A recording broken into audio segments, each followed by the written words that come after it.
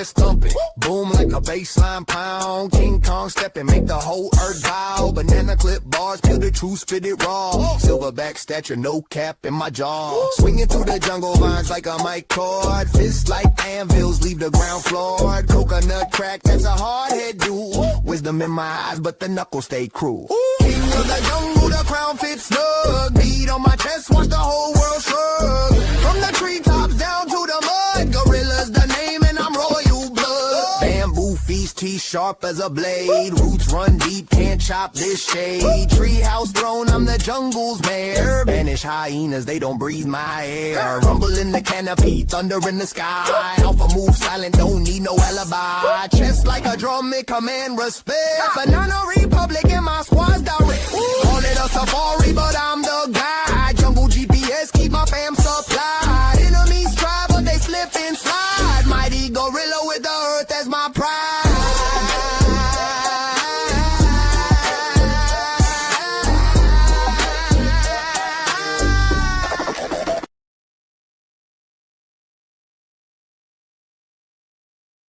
All right, ladies and gentlemen, welcome to another episode of Flippin Tables here on the Black Man Unfiltered Network. Hey, listen, we got a great show lined up for you guys tonight, man. If you want to be here, a couple of things before we get started. If you want to be a part of the show, you can absolutely 100% do that. Go ahead and look in the chat, and you'll see pinned at the top the StreamYard link is there for you to join the show. This is a great conversation to have amongst women and men. If you want to be a part of the show, please pull up and let's have the conversation. Again, welcome to the Black Man Unfiltered Network. This is Tuesday. This is Flippin Tables Podcast on Tuesday night. I am your host, BMU, and I am here to have this conversation. Now, if you come in, make sure you hit the like button, hit the subscribe button, show your boy that you love me. If you want to do more, you can definitely look down at the bottom of the screen. You'll see at the bottom of the screen on the ticker, that's the Cash App. You can send a Cash App, buy you a nice cup of tea. All right, if you want to support me. Also, if you want to do a super chat, that is at the bottom, right there. You see the little dollar sign at the bottom of the chat. You can definitely do that as well. All right, I'm glad you guys are here. Now, listen, I have a problem. Okay, we're going to jump right into this thing, okay? I have a problem, all right? And tonight we're going to talk about it, okay? The problem is, I believe in the Black community, in Black media, in Black podcast, in Black everything, that male leadership is on life support. It's on hospice. You ask me why. I'm glad you asked. The reason that I believe that it's on hospice is because nobody's listening to Black men at all. Men have no authority, and when they push their authority or they stand up and be a man, in the time that we're living in right now, that's not sexy. It's not sexy to be a man. I know anybody may be watching right now.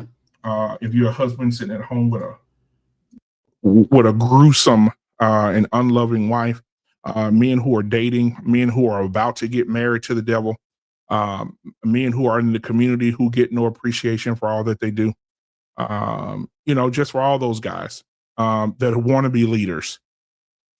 I believe that even in Jim Crow, we could go back as far as slavery. We're not going to go all the way back in slavery, but we'll tiptoe up to Jim Crow. Even in Jim Crow, marriage rates were higher than they are today. Men were listened to. Men were heard. Men were leaders. And it was nothing, leadership for a man was not up for discussion. Men were men, and they were allowed to be men. I was watching the episode of Blackish one time, and on the episode, the grandmother was sitting at the table. Most of you may have seen the episode. She was sitting at the table, and she said, "Why aren't you fixing your husband's plate?" And then she went down and explained why it's important to fix your husband's plate. Why? To prepare food and to serve your husband. She said, because the world is so harsh on Black men, so bad on Black men, that when he comes home, he feels less than a man. And the only thing that she had that can make him feel better is to serve him like he was a king, to make him feel better as a man when the world has beat him to death. That's powerful, and I love it. If you're listening to this right now, I want you to understand that I've been watching podcasts. Hey, thank you for being here, Katie and Dre 331. You said hi and good night from Sao Paulo, Brazil. Hey, thank you for being here. What time is it in Brazil right now? I appreciate you being here. All right. Thank you for peeking in and getting back out. Get you some sleep. It must be late there. But again, I do feel like just men are just, it's just a bad thing. Men can't be leaders. Men can't get promotions and jobs like they used to. There's a certain amount of a certain amount of estrogen that needs to be presented in order for businesses to thrive. And I just think it's just a bad way. It's a bad thing that we're experiencing right now, that men cannot be men anymore. But I'm asking, how many men out there who are you? How many men out there are willing right now to give up everything, to give up all the things that they say you should do and just be you, just be a man? I was listening to a podcast earlier today, and this guy was on the podcast getting jumped, not only by women, but by some sissified black men too. Flamboyant black men too. Let me tell you what they said. Let me enlighten you. I would play the video, but it ain't loaded. There was a discussion about what women wear today. The world that we live in today, what do women wear? And is what women wear entitled? It's something that entices men? Is it something that teases men the way women dress? Would you not believe that there were women and men, okay, get my Jamal Bryant voice here, women and men who said that men are out of line for feeling enticed or teased by women who dress a certain way? Now, it is the nature of a man. Hear me now, stay with me. It is the nature of a man to be attracted to a woman. And I'll be damned if in 2026, we're going to have grown sissified men who were raised by single mothers have platforms and push the narrative that men in their own nature shouldn't be attracted to women and how they dress. We could even go biblical here. How many men in the Bible were teased by women who wore certain satin, certain gowns, certain silk? How many women were teasing the men and tempting the men by what they had on? When I first seen my baby, I seen her. When I saw her, I said, she is beautiful. But when I saw her again, I said, Lord, have mercy, Jesus. That body was bodying.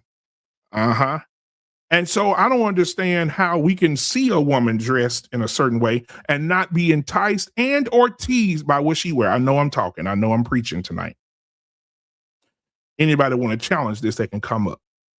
But this is what I'm talking about. The nature of a man is illegal now. A man can't look at a woman because, let's talk about it. How many women out here today, let's talk about this. How many women out here today are wearing their ass and their breastises and putting them on a proper stage for people to see? Are we going to be honest tonight? Are we going to be honest tonight that women do put on clothes to tease men? Whether a woman tells you the truth or not, she's definitely not going to tell you the truth completely. She's not going to tell you the truth completely. But women wear clothes for other women, and they also wear clothes to tease men. You think when a woman go put on a nice high skirt, can barely walk in heels, breast pushed all the way up like an elevator in New York, ass everywhere, and when she sit down, you can see just a glimpse of her drawers. You think that it's not teasing men? You don't think that's enticing men? You don't think so? You don't think so? Anybody want to come up, please? If you're just getting here right now, hit the like button, hit the subscribe button, hit the share button, share with 2 people you like, 1 person you don't. And if you want to come up and be on the panel, the link is at the top of the chat. If you do not see the link at the top of the chat, please let me know in the chat, and I will definitely repost the link for you to come up and have the conversation.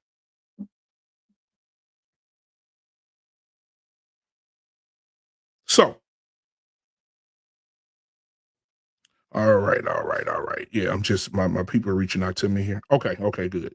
All right, so um this is what I'm talking about, the emasculation of black men. You can't look at a woman no more. You can't be enticed by a woman no more. All of a sudden now women are so innocent.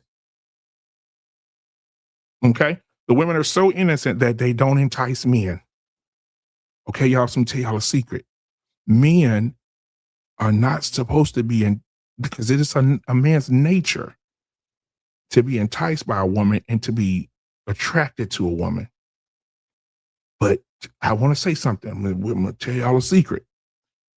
Men do not supposed to be looking or be enticed or teased by what a woman has on. So if that's the case, I was talking to Baby today. Y'all probably glad she ain't on the show tonight because I had plans for her to be on here on audio. She ain't coming. But if she was here, you know what she would say? If that was the case, then why is there a dress code at work? Why is there dress codes in companies if women can't tease men with what they wear? Huh? If there's a dress code, then you know something up. At my job, a few times over the years, there have been women who come to work and got that ass out. There's a few times where HR had to come in and say, either go home and change clothes or go home for the day. So if men are not going to be enticed by or teased by what a woman wears, hear me now, stay with me now. Then why is there dress codes? Can somebody put it in the chat? Can somebody answer my question in the chat, please? I see you guys coming in real quick right now. So go ahead, hit the like button, hit the subscribe button for me.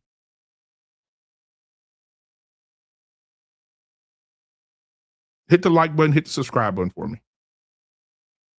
Because we're going to cook real good tonight. If you want to come up, the link is at the top of the chat as you guys are coming in. I see you. Mm-hmm. So that's one thing. That's one thing that we're dealing with tonight. We're dealing with men, but you can't have the nature of a man anymore. You can't speak up as a man anymore. Let's move up. You can't speak up, but you think you could tell a woman, hey, that's inappropriate. You shouldn't wear that. You think you could tell a woman to do anything? You can tell a woman, I was speaking about this morning. You can tell a woman, baby, I love you. I love your natural hair. I love your eyes. I love your lashes that God gave you. I love your eyebrows that God gave you. I love your breast. I love your butt. I love everything about you, baby girl. And you'll still come out of the room dressed waiting on your woman, and she'll still come out with eyelashes longer than a turn row in the South of picking cotton. She'll still come out with makeup, 8 pounds of makeup on her face. You have no authority to tell nobody nothing. You listen, men, we are out of here.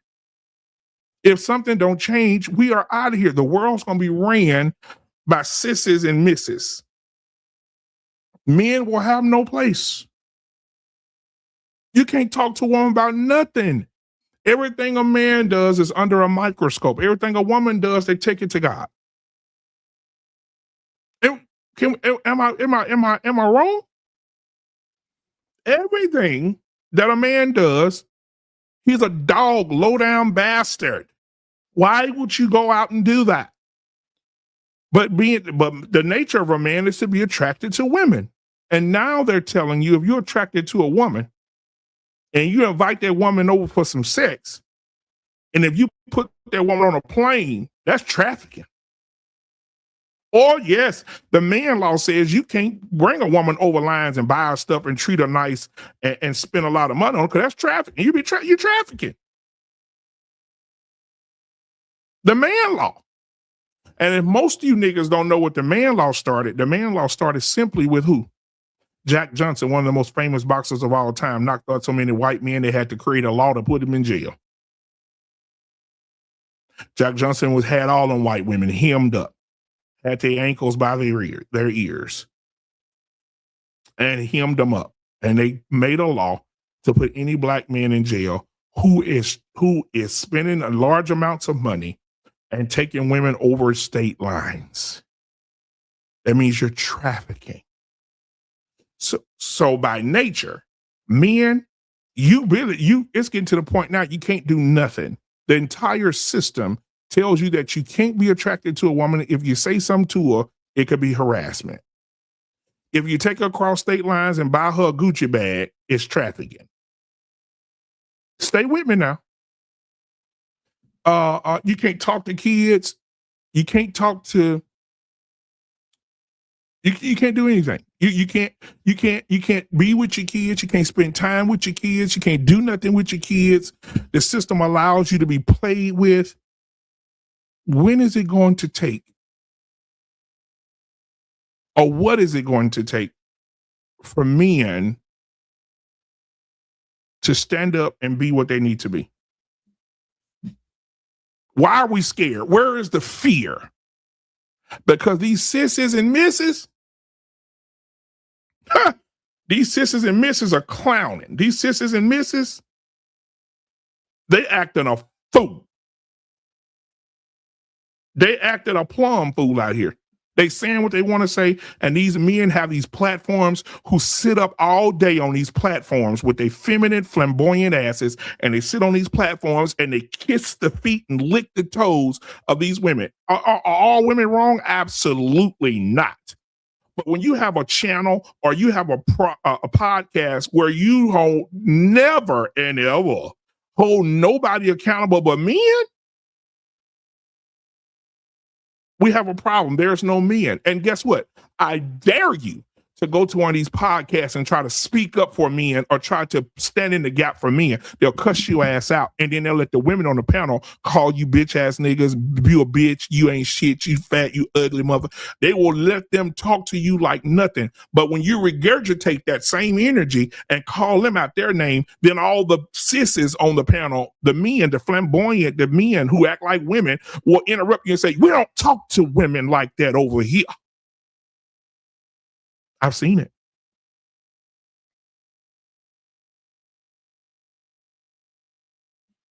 I've seen it. Anybody want to challenge that? Please come up. I would love to have a conversation with you, have some dialogue with you. We can conversate. We can talk about it. We can talk about it. But there's something going on. It's 3:00 in the morning. Men don't have a shot. Men don't have a chance. You can't tell a woman to do nothing. You can't ask a woman to do nothing. You can't talk to a woman. You might go to jail for harassment or get arrested or shit. You're definitely gonna lose your job. Don't go to your job and try to talk to no woman. You can wink at her. You out of there. You done. You better listen. I'm no promoter. I'm no promoter. Listen to me now. I want you to stay with me. I'm not a promoter of the Jergens community. But the way the things are moving now, you better go to Sam's and get you a family pack of Jergens lotion. Yes, I recommend it. I recommend it. I recommend that you go get you a family pack because if you don't, you could be in jail, you could be harassed, you could lose your job. Black male leadership is sinking. It's on life support, guys. Everybody is conforming. The Pandora's box has been opened. And now since the Pandora's box has been opened, everything is coming out. And now everybody's upset because of what they opened. Now, and you know what? I was taking up for you women. I said that you guys should be upset about what happened with these men dressing up like women and coming into your sports and beating your ass, out lifting you, out swimming you, out wrestling you, out boxing you, out MMAing you, out what's the other, out golfing you, out tennising your ass. I felt bad for you. But then I thought about it. I don't feel bad for you no more. I don't, because this is what you voted for. You voted for people who wanted to put tampons in boys' bathrooms. Yes. Minnesota. Y'all remember Minnesota? Y'all remember the man over in Minnesota Y'all remember y'all governor over in Minnesota put tampons in boys' bathrooms because the boys said that they get a menstrual cycle? It's delusion. And there is not a man in that Congress, or there's not a man under that cabinet in Minnesota that says we're not going to do it. We're not putting tampons in boys' bathrooms because they say that their penises are bleeding.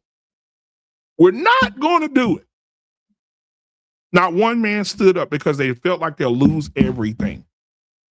Not one man stands up when you see a tall 6'3", bulky chest ex-football player in a Walmart dress and some Dollar General slippers coming out the women's bathroom. Nobody says nothing. But guess who I do see? Black men, the sissified black men. I'm talking to you, the ones that protect these laws and protect the women who vote for these laws. Let me tell you something. You are the ones that are doing nothing. But you know what I did see? I saw a white man standing in front of his yard with an AR-15 in his hand. And he said these words. He said, listen to me, sparkle farts. He called them sparkle farts. He said, listen, sparkle farts, if you go in the bathroom with my daughter, I'm prepared to go to jail. I'm prepared to leave my family to protect my family. The white boys are ready. I've said this several times. I've gone to several gun shows. And the gun shows are predominantly white people. White men with their wives and their children and 12-year-old boys. Dad, can I get more bullets from a 22? Daddy, can I get more bullets from a 20 gauge? And our kids and our sons and daughters our daughters are sitting in the mirror adding eyelashes. Our sons are sitting in the room painting their fucking fingernails. And these white men got their sons up here getting ready for World War III. I have a question. Are we the only culture? Are we the only culture that are not preparing our young men to be men, or preparing our young men to be fighters, or preparing our young men to stand on business? Or are we waiting to see? We have the highest number. We have the highest statistic of single mothers. If you don't believe me, ask your mama. The highest statistics of single motherhoods in the Black community, 78% of women who have children are not married or in a relationship. Some of them are one-night stands. They're one-night stands, women who just go out and have sex. Listen, we having babies, and the women are having babies at an alarming rate, and the 78% of them are single mothers. And we wonder why these young boys out here painting their fingernails. They're not tough. You pluck them, they fall on the ground. If you whisper in their ear, their ribs break. They softer than FEMA tissue. And we allow it. These boys gonna be okay. They've changed everything. They changed football to cater to the softness of these little boys. You can't even do a ring of honor no more. You can't even you can't get down on your back and get up and hit each other no more like we used to back in the day. These big ass 6'3", 325-pound offensive linemen who are freshmen in high school, they crying and passing out, falling out all over the floor. And they go, I don't want to do it. I don't want to do it. My mom made me do it, I swear. I don't want to do it. Just get your big ass up and go home. Don't nobody want to deal with these. So now we have fathers who are not in the home. Some of these fathers just said, fuck it. I can't deal with no woman sissifying my boy. And I'm not going to sit here and watch it. We've gotten to a point, guys, this has got really bad. We've gotten to a point now that fathers are taking their sons to prom, and the sons are dressed in women and prom dresses. If you don't believe me, just Google it. Go to TikTok and look up Daddy Takes Trans Son to Prom. It'll blow your damn mind.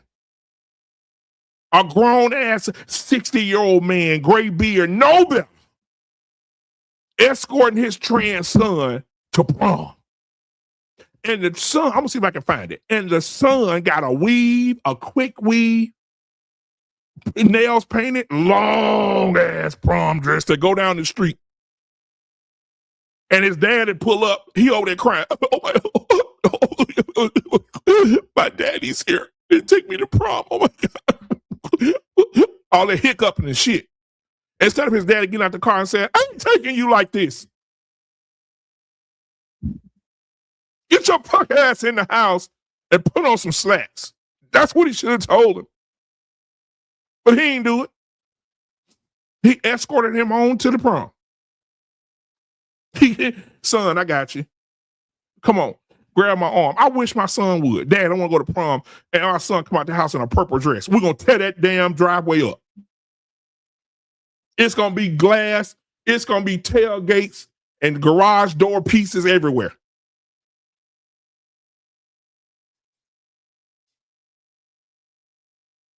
Yeah, Alex. Absolutely, Alex. If this is the same Alex I'm thinking of, man, I ain't seen you in a long time. What's up?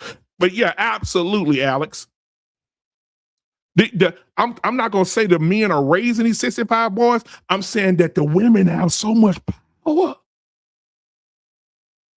They have so much power that they pushing these men into these roles that they don't want to be in. If you go look at the video of that father picking his son up for prom, you can see it in his face that this my son a sissy, and I don't want to take my son to no prom.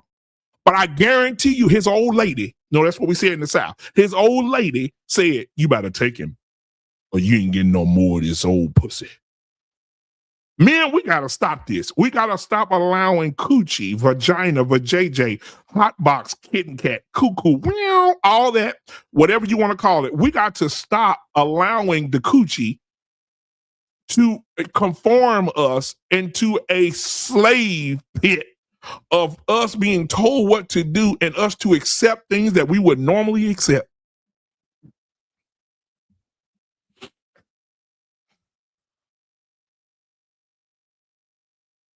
Jesus Christ. I found the video too. Jesus Christ. I'm going to play it for y'all in a minute. I'm going to play it for y'all in a minute. I just... I'm going to see if I can find it on YouTube. That means I can just share the screen with y'all and let y'all see it. But again, what's happening to us as men? Let's be honest. What's happening really? What's going on, Aja? What's going on? You doing all right? Good to see you. Thank you for being here. Hit the like button, subscribe button for me. I appreciate you, sweetheart. Thank you for being here. Thank you for supporting.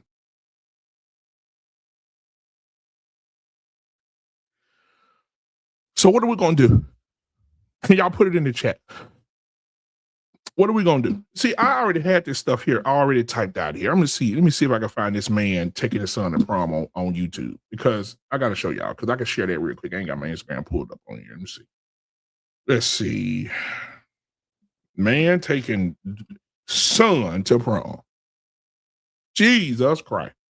And then y'all want to sit up here and be mad at us. Y'all want to sit up here and be mad at us because we not putting up with the shit. Oh, I'm sorry, Asia. My bad. Asia. What's going on? I didn't mean to say your name wrong. My bad. Let's see. A man taking son to prom. Shit.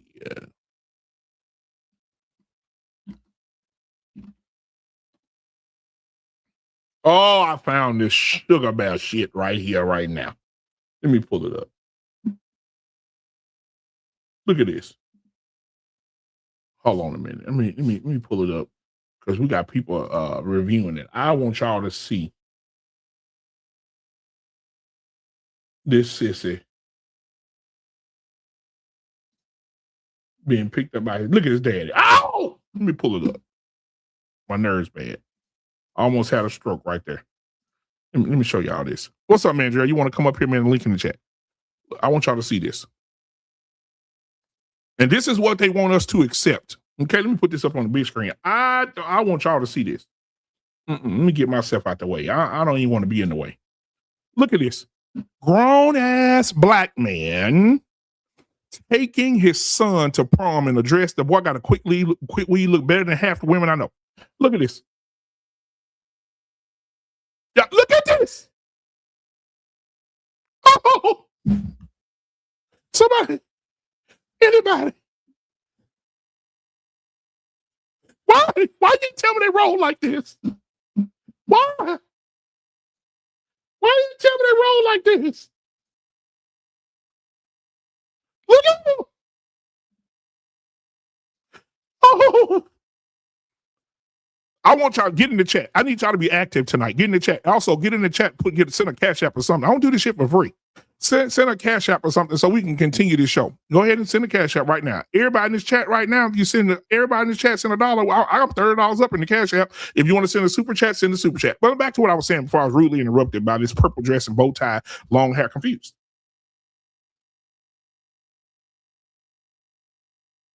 Okay? Confused. Look at him.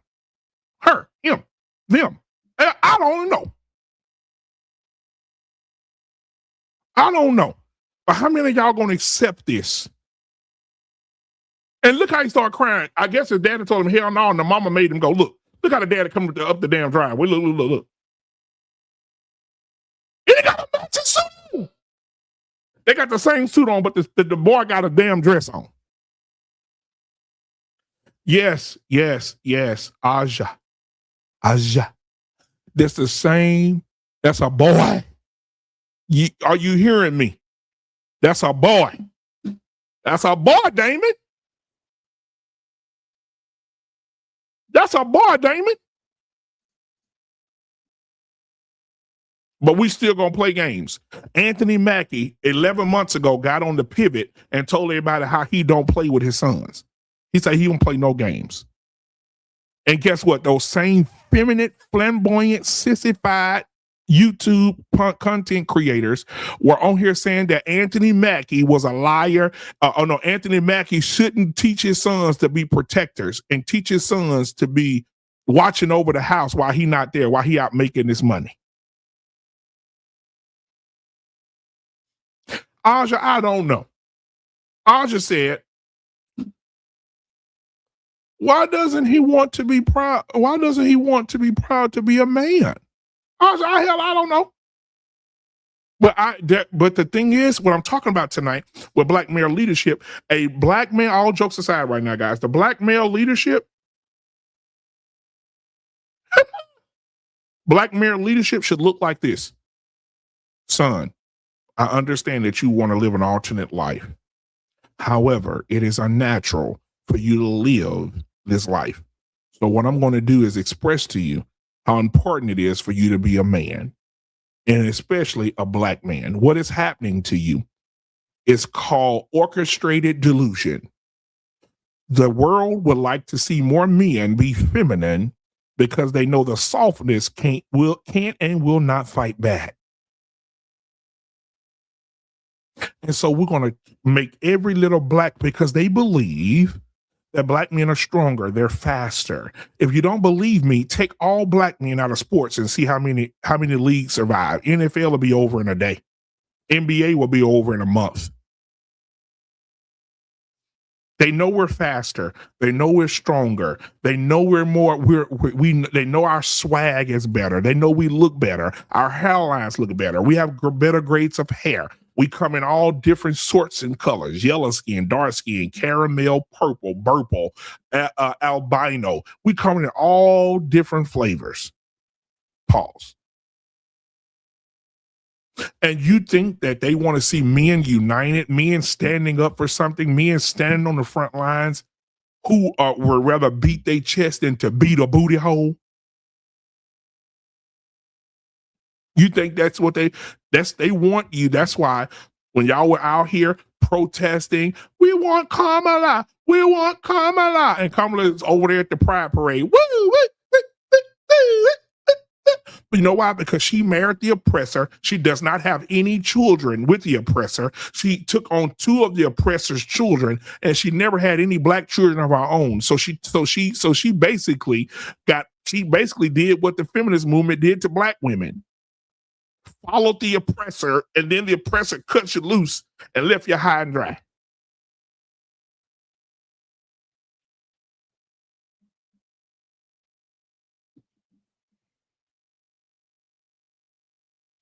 And then want to sit up there and sing, I'm proud to be an American, where at least I know I'm free. No, freedom don't mean you to walk around here with your dick tucked with a dress on saying that you want to be a goddamn woman. No. And that's what I'm saying. In the 60s, in the 50s, this shit was considered a mental illness. It was considered a mental illness. And all of a sudden, everybody started accepting it. And now we got gay churches, gay pastors, gay open pastors, gay pastors with the first man of the church, the first gentleman of the church.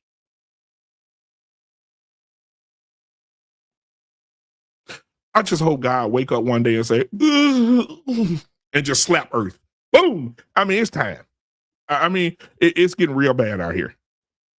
I hope the alarm clock go off in heaven and God, Jesus just wake up and be like, you ready, Father? Let's go. Let's go. Let's get this rapture started.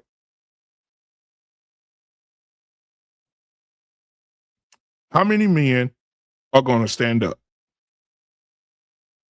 How many men are going to stand for what they believe in? How many men are going to stand on business? Now, listen, I simply know that this show's not going to be sexy because some of them sissified niggas are probably watching right now. And you know I don't care. BMU started this channel by himself. But some of them sissified niggas, listen to me now, stay with me now, are watching right now. And they know who I'm talking about. I should start calling some names, but I don't have the time to go to war because I can. But I have to devote my time to things. My woman, my kid, my child. And if I could sit at home all day and let my wife do all the work while I sit at home and do nothing and be on YouTube all day, then I would do that. You know, no shit, I take that back. Lord, please forgive me. I won't do that. Sit in front of the camera all day while my woman working. If I ain't making a significant amount of money, sit in front of this damn camera, I'm gonna have my ass in somebody's office in a rise building looking up at the building. What I'm not going to do is have my woman doing all the work while I'm sitting at home all day.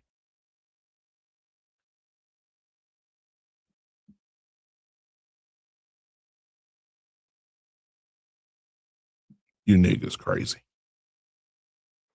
Y'all know who I'm talking about. But I had it here. Says these are the questions, y'all. These are the questions that I've been presented. Masculinity been weakened culturally or politically? Absolutely. Culturally, for sure. Listen, if you go to Atlanta, Georgia, if you don't go to Magic City, you ain't gonna see no titties.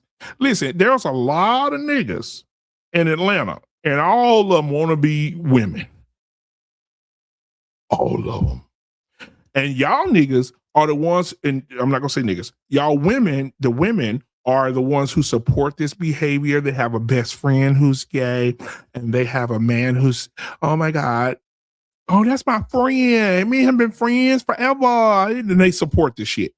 If you are supporting any type of homosexuality and not trying to help them people get delivered from that, then you are part of the fucking problem. You are no better than the police officers who sit and watch other police officers beat the shit out of innocent people. You are the equivalent to a police officer watching another police officer be violent and beating up an innocent person. You are part of the fucking problem. You're part of the goddamn problem.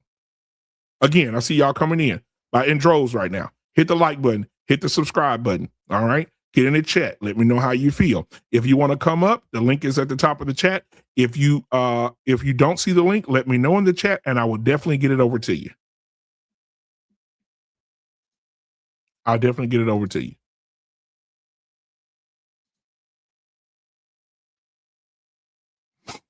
But the question is simple. As men, what are we going to do? What are we gonna do? Shit. It's bad. It's bad. I see it every day. I seen a big 6 foot tall nigga with his nuts hanging out his swimsuit out here swimming against these college girls, beating the shit out of them by a mile. What man gonna stand up and say this is not gonna happen? Hell, I'll share this with you. My daughter was playing basketball. We were in San Antonio. My daughter was playing basketball. Yeah, you can come up 100 watts. The link at the top of the chat. If you need it, just let me know. I'll put it in the chat, back in the chat. But I went to see my daughter play basketball. My daughter goes out on the court to play basketball. And I'm looking, I'm like, some tall ass girls with short cut hair. I said, boys. So I said, wait a minute. I said, no, my daughter not playing against no niggas today. I just walk out on the court. Excuse me. Hold on. And you know I'm loud. Hey, are those boys? Well, you know, the parents of these abominations come out of the stands and they want to say, hey, our child is transitioning. I don't care if your child I don't care about your child transmission being slipping. I don't give a fuck about none of that. They're not playing against my daughter today in this championship game. Promise you. And so these girls, these he-she's, these abominations have been whooping ass all day. They have been whooping ass all day. And so now they got to my daughter. I'm not going to allow it. I'm a man. I'm not going to allow my daughter to get slam dunked on, kicked down, beat down to the floor because I have my son go out there and whoop his ass. So I don't want problems. So I'm standing in the middle of the floor. They asked me, hey, sir, if you don't move, we're going to have you removed. Have to have security. I said, well, go get security and have me removed because I'm not going nowhere until the boy's off the court. Now I've caused enough friction and I've rocked the boat. Now all the other parents who are my daughter's teammates have a problem with it. Now it's loud. And now, guess what? I have a picture. Damn, I wish I would have put it up here. I don't want to expose somebody else's abominations. But I had a picture of those kids. And guess what they did with them two big old boys? Sat their asses down. And guess what happened? My daughter then beat the brakes off their ass. Because that was their go-to. How is you as a man, how is you as a father in your home allow your son, a black son, to leave the house with Daisy Duke shorts on, with his hair cut in a feather, looking like Gladys Knight, leaving the house to go play basketball against some girls? These wives, I'm telling you, it has to be something in the sperm that was stored in your wife before you got with her. It got to be that inner nigga, that she had that was really bad for her, and he a part of that DNA. He's manifesting. And he's checking these other, he come out and check the husband every now and then. Hey, my son gonna be a cheerleader. You know what? Even more so. I went to New Orleans. Love Louisiana. That's my home. Listen. Louisiana, baby. Okay? Go home. I'm looking at the band at the Mardi Gras. Boom, digga, ding, digga, boom, digga, ding. I said, yeah, y'all killing. Boom, digga, ding, digga, boom. I hear 1, 2, 3, 4, and 2, 2, 3, 4, and 3, 3, 3. I said, what the fuck is this? My son said, Daddy. I said, what? He said, Dad, them boys. Niggas got little sticks in their hand and they just twisting like little girls. Down the street. I said, oh, hell no. Next week, y'all, I'm going to have this stuff loaded. I was unprepared. I was doing stuff for my baby today. And I got sidetracked, okay? But I got videos, personal videos of these boys marching down the street in glittery leotards with their damn hair slicked back in a ponytail, twirling the little stick to my, and 1, 2, 3, 4, and 2, 2, 3, 4, and 3, 2, 3. I said, what the fuck is happening? And then I'm like my boy JT, my brother JT said, clock it. Clock it. Clock it. You know you're going to click that, JT. You got to click it. JT in the building, ladies and gentlemen. What's up, bro? JT, listen, man. JT, my blood is boiling. And 1, 2, 3. JT, big ass boys, 14, 15 years old, should be out here playing football, tackle football with no pads on. To my and 1, 2, 3, 2, and 2, 2, 3, and breaking that shit down. I was saying, what the fuck is happening? Matter of fact, JT, it was the same Mardi Gras that me and you was at together. Oh, the one, oh yeah. Oh, that one. That was that last year we Yes.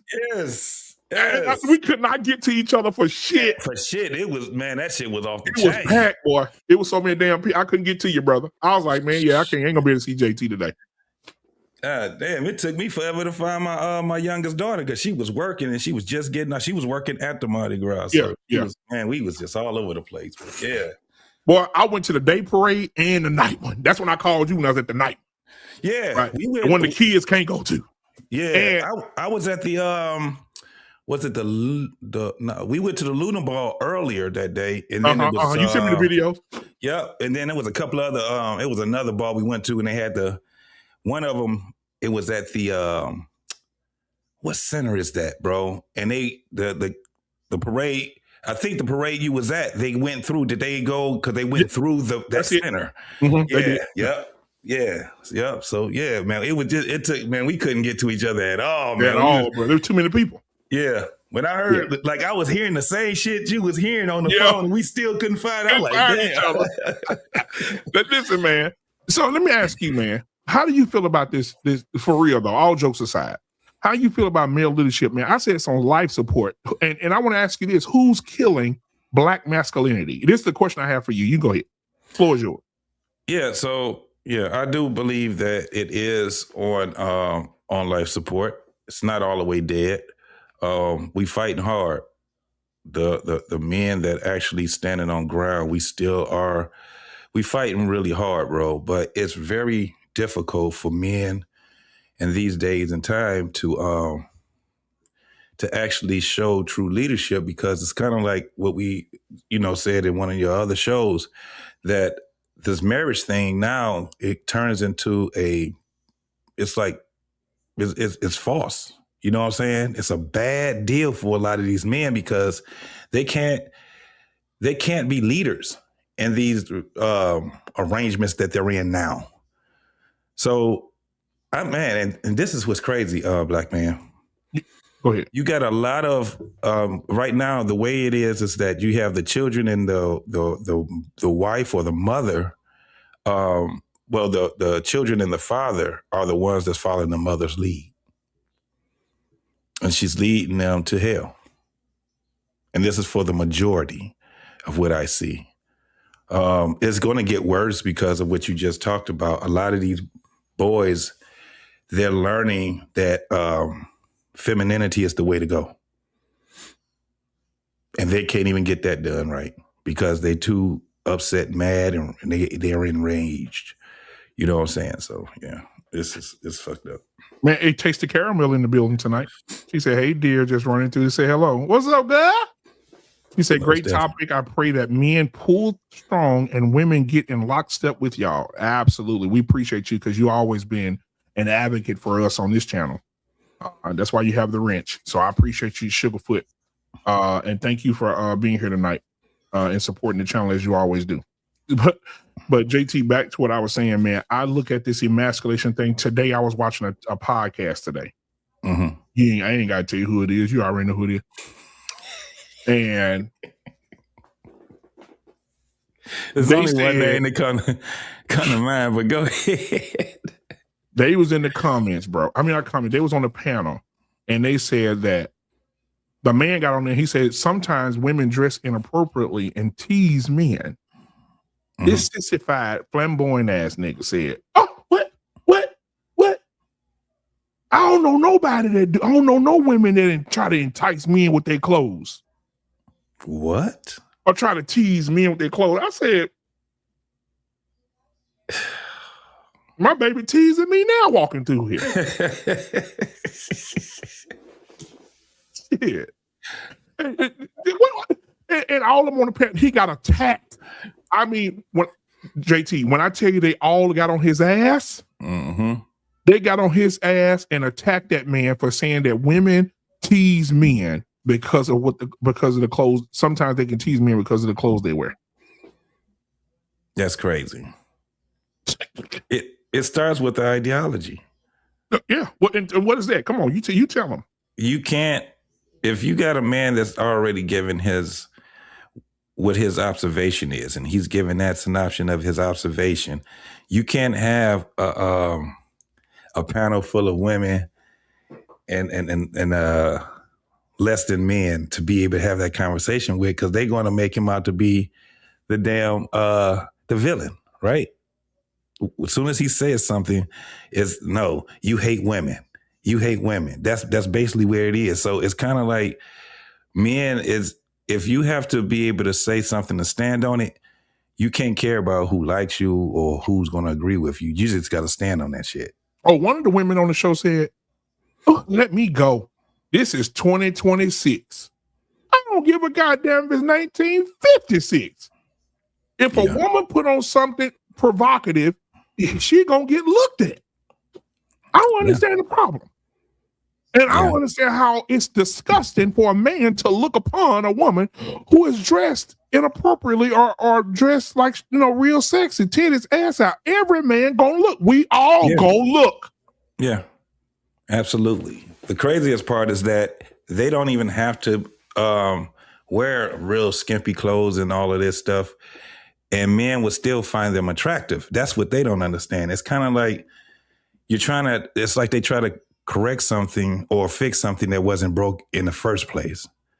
You know what I'm saying? When it comes down to it, women, they actually know when they put that shit on and they got shit all in the crack of their ass and they got their titty nipples, because most women ain't wearing bras anymore. Oh, absolutely not. So they're doing this the intention is to entice men. And it ain't got so bad now, dog, where they're trying to also entice women too. So if the leadership of men, the black man's leadership is on life support, that means the structure of the family is dead already. Already gone. Obituary, read silently. Yeah. Because think about it. The leadership of a man should be able to look at a woman and say, "Hey, baby, your daughter, your woman, your sister, nieces, hey, that's inappropriate. You're not wearing that." Oh, you say that's a fight. Oh yeah. That's a fight. Yeah. She don't want to put hands on you. And that's it's even worse for women. You say some shit like that, oh man, the sisterhood gonna come after your ass. Yeah, what you think about this though?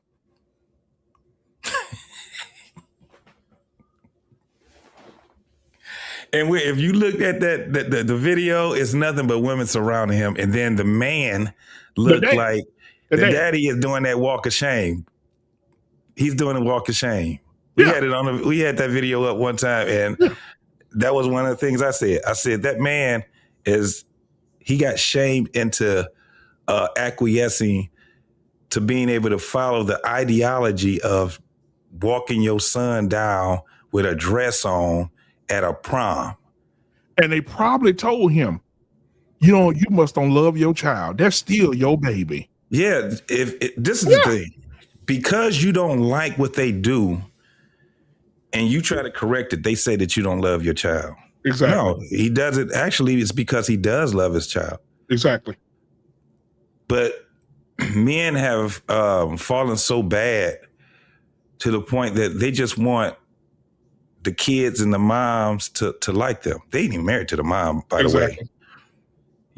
Because it's bad. I think we ain't even on life support no more, bro, when you look at stuff like that. That shit reminded me of even like the Magic Johnson thing. You can't tell me that man don't wake up every morning saying, God damn. Yeah. Your son's 6'8", 240, and a sissy. A size 22 shoe. And then he want to put it in a stiletto.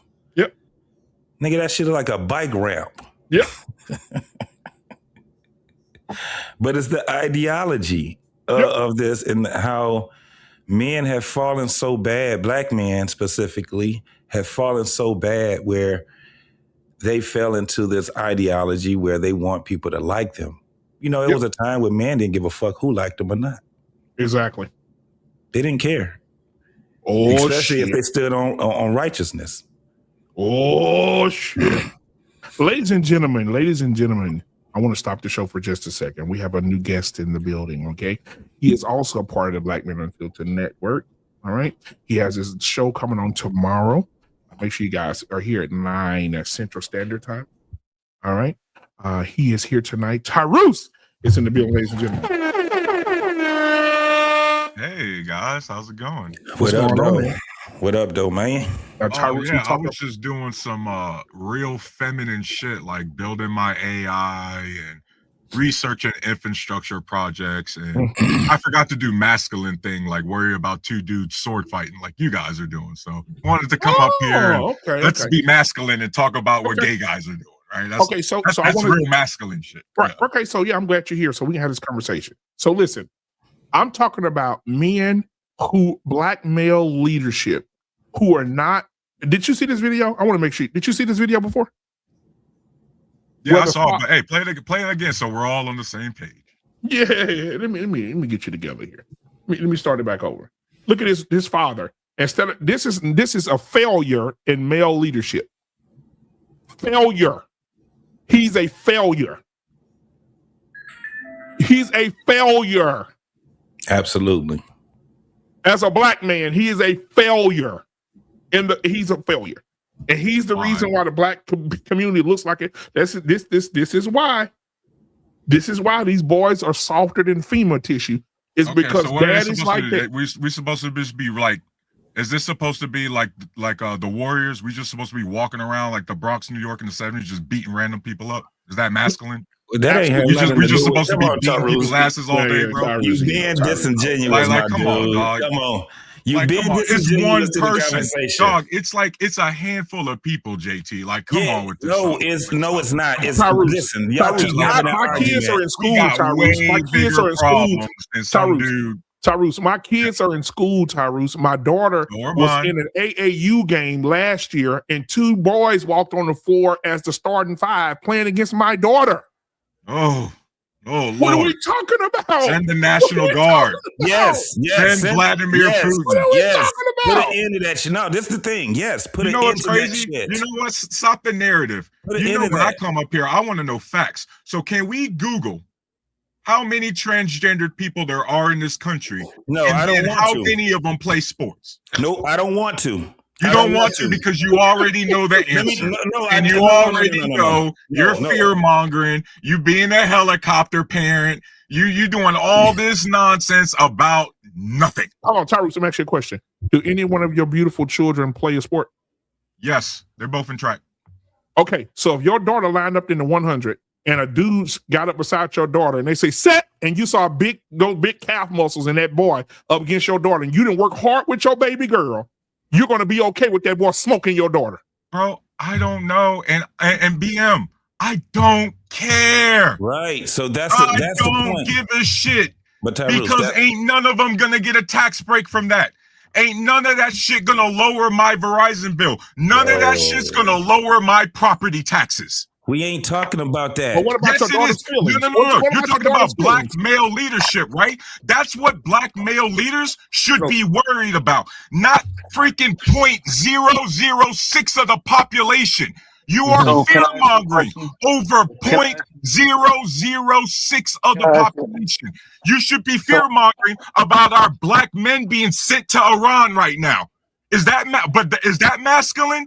You should be worried about black men being replaced by AI. Tyrus. Masculine, but no, we're gonna worry about some transgendered or some shit. Come on, Tyrus, you said it. Hold on. I'm gonna pull this video up of these boys walking with the band. We got way bigger shit in this country to worry about. Hold on, Tyrus. This is the thing.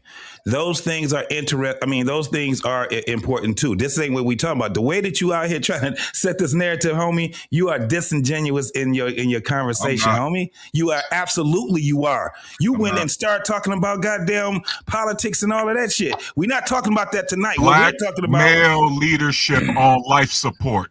Yes. And so everything I mentioned was black male leadership. No, okay, but we didn't say that wasn't important. You come up saying, hold on. You just said I was disingenuous when I'm sticking to the topic. You're not sticking to the topic. Let me tell you why.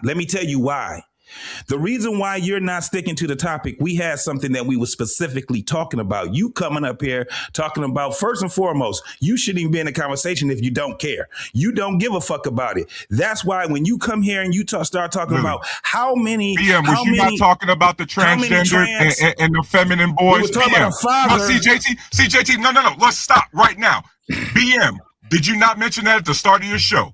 So what are we talking about? I am talking about the topic, JT. Once again, JT, you're whining about nothing because I'm once again staying to the topic and you're just windmilling. That narrative. You see how he swings that narrative? That's what I'm talking about, you being disingenuous. First you talk about somebody's... We just established that I'm not. We literally just established that I'm not. No, we didn't. No, we didn't. Because I'm talking about it right now. Black male leadership. I'm literally pointing it out while you're talking over me. I'm literally pointing it out while you're talking over me. Like, come on, bro. You coming over here talking about, first and foremost, like I said, you recused yourself out of the conversation when you said you don't care. So you didn't even have to come up here and speak on that. You could have just kept on doing JT. I don't care about how you frame it because how you frame it is wrong. I absolutely care about black male leadership. You know I care about black male leadership. I don't care about how you frame it because how you frame it is going to continue having our black male leadership. No. Yes. I did not say that you didn't care about black male leadership. That's exactly what you just said. That's exactly what you just said. Like, how many times we gotta walk this back, JT? Tyrus, quit over talking me, homie. Let me say what I gotta say. Wrong, JT. Let me just say what I gotta say. Finish to be wrong. You won't even let the nigga finish to be wrong. Okay, Tyrus, let JT get his off, and then you can respond to JT. Go ahead, JT. You came up and said you don't care nothing about the homosexuality issue that we have, right? It don't matter to you.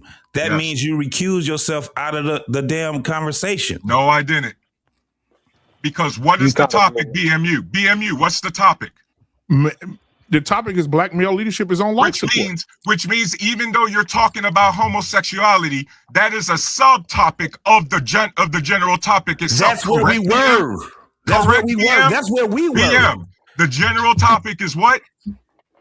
Yeah, it's black male leadership. Okay. Yes. So I never said that wasn't. Just like you can frame it. So JT, just like you can frame it about homosexuality and all that, I could come up here, say, I don't care about your framing, and then frame it how I want to about black male leadership. You see how you're disingenuous. That's why it makes it disingenuous. No, it's not being disingenuous. Fuck with JT and Black Man talk about. I want to talk about what I want to talk about. But what's crazy is that I addressed exactly what BM was talking about. Trump, and I want to talk about that. I want to talk about these things. A whole bunch of things, bro. Yeah, but we wasn't on that. Hold on just a second. So we had a female here in the chat. She said, that's actually the problem, men not caring.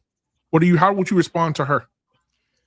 Ma'am, I'm sorry. I don't care about 0.0006 of the population. So I can't.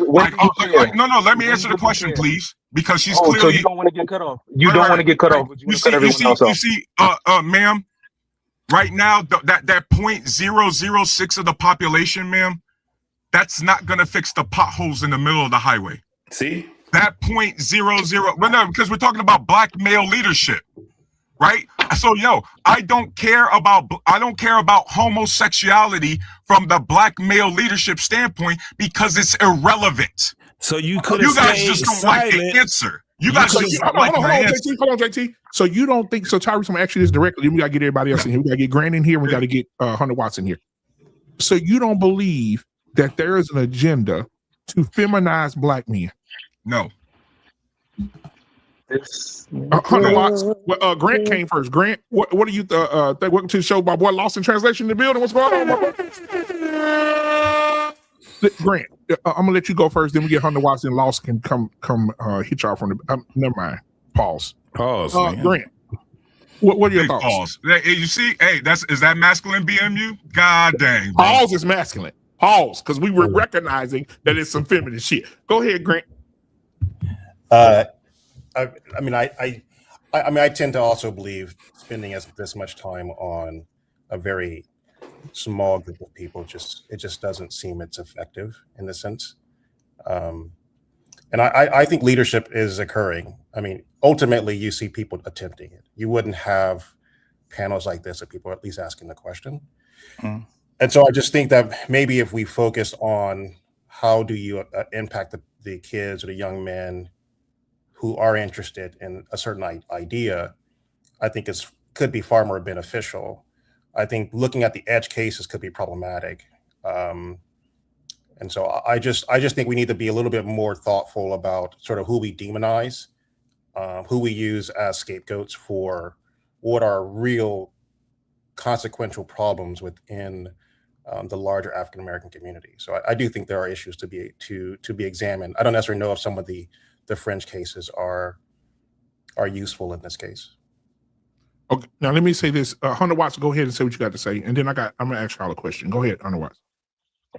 I think the conversation we're having, Black male leadership, is a conversation that this network has been having for years.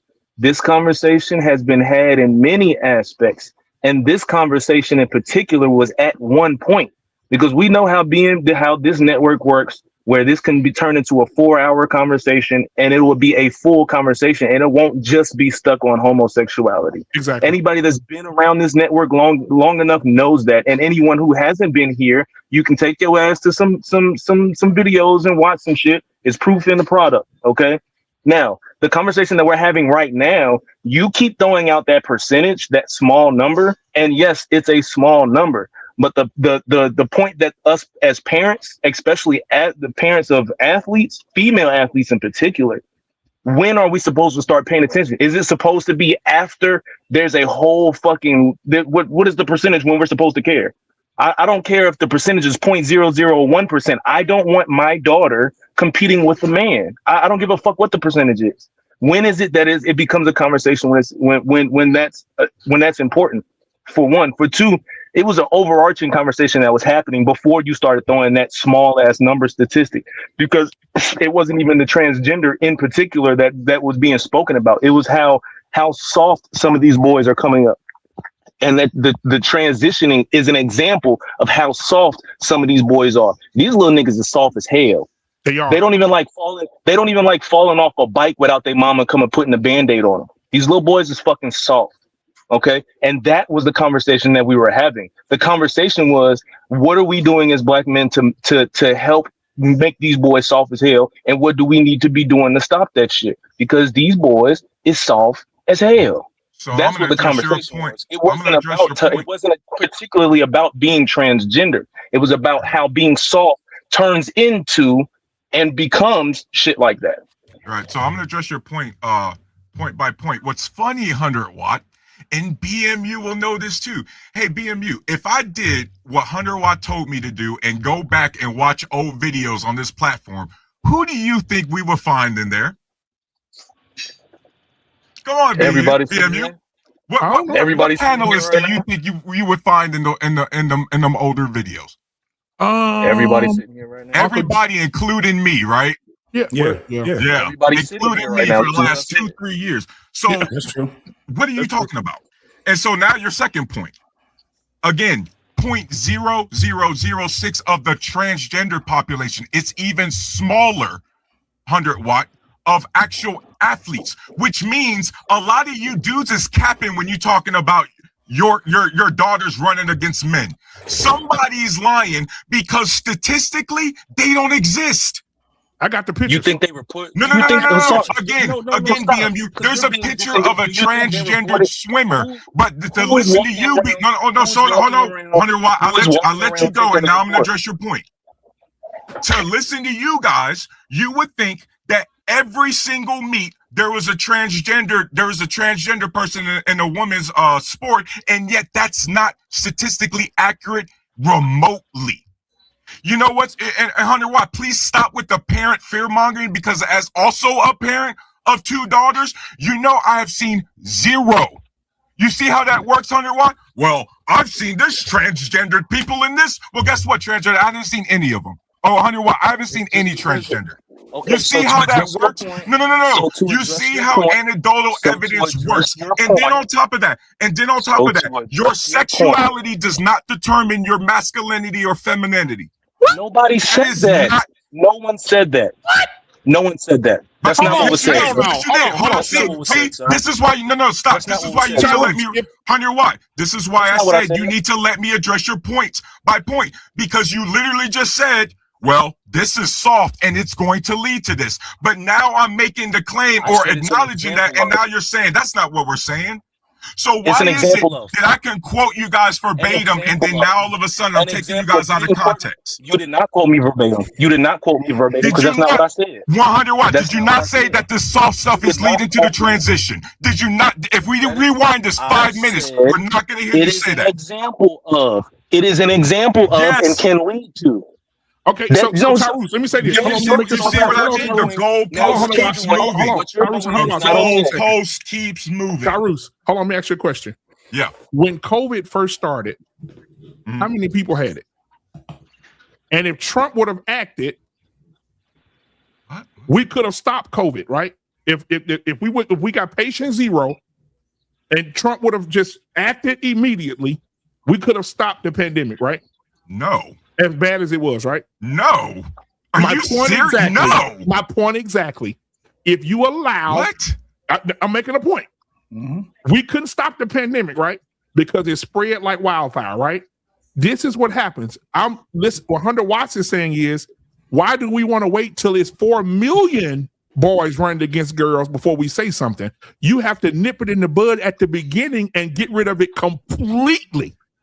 Let me give you another example. Today, I was watching a sports podcast, and they were upset because Magic City Night got canceled in the NBA.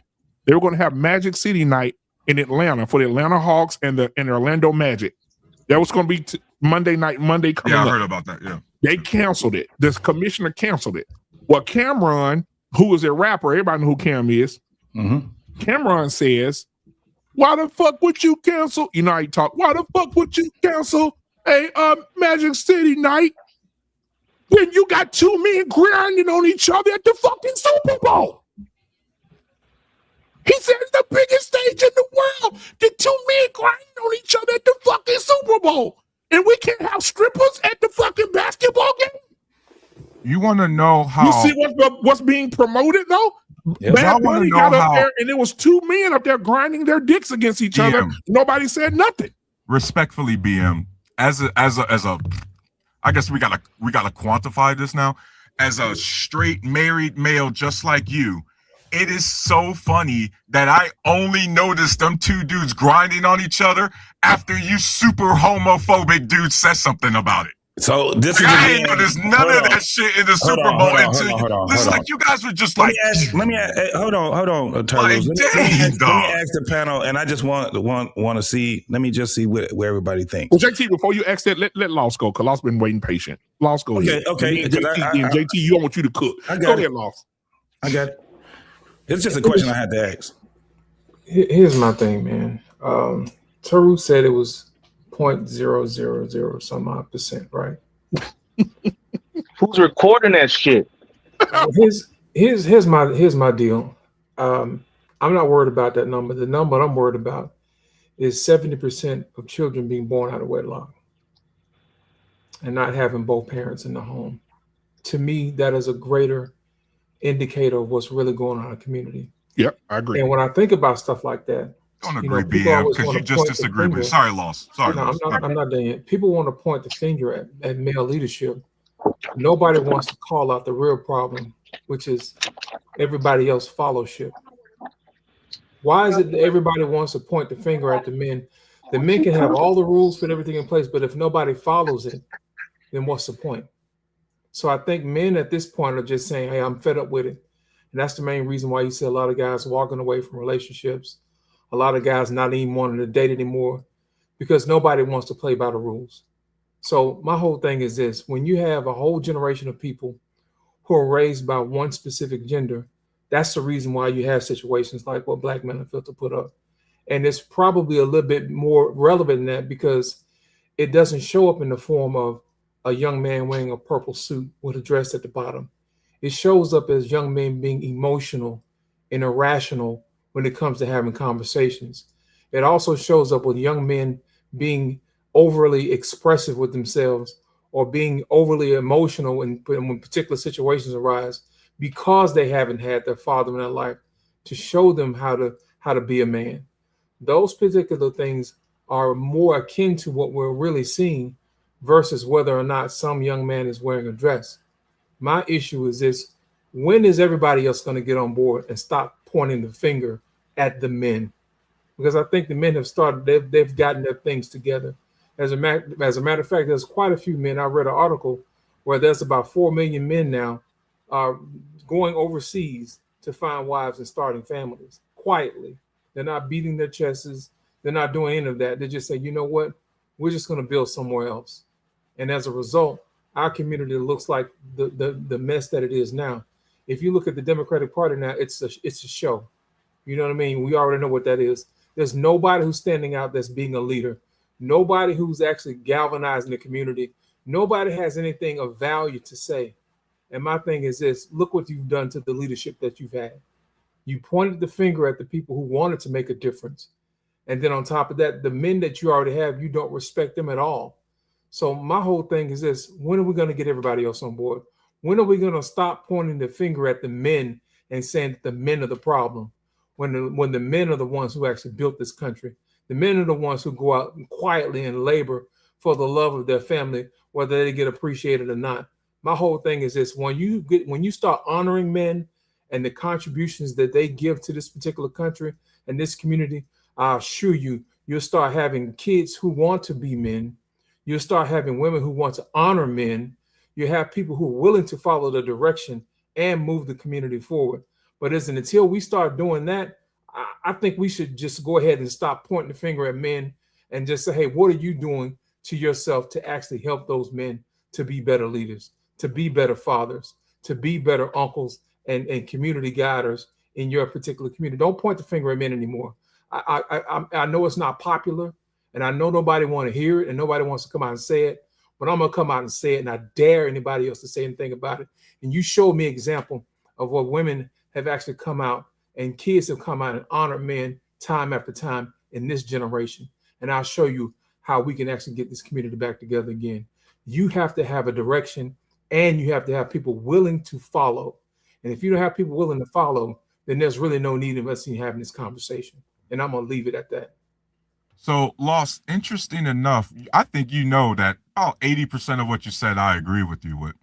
I think we've actually talked about that throughout the years. I agree. Right.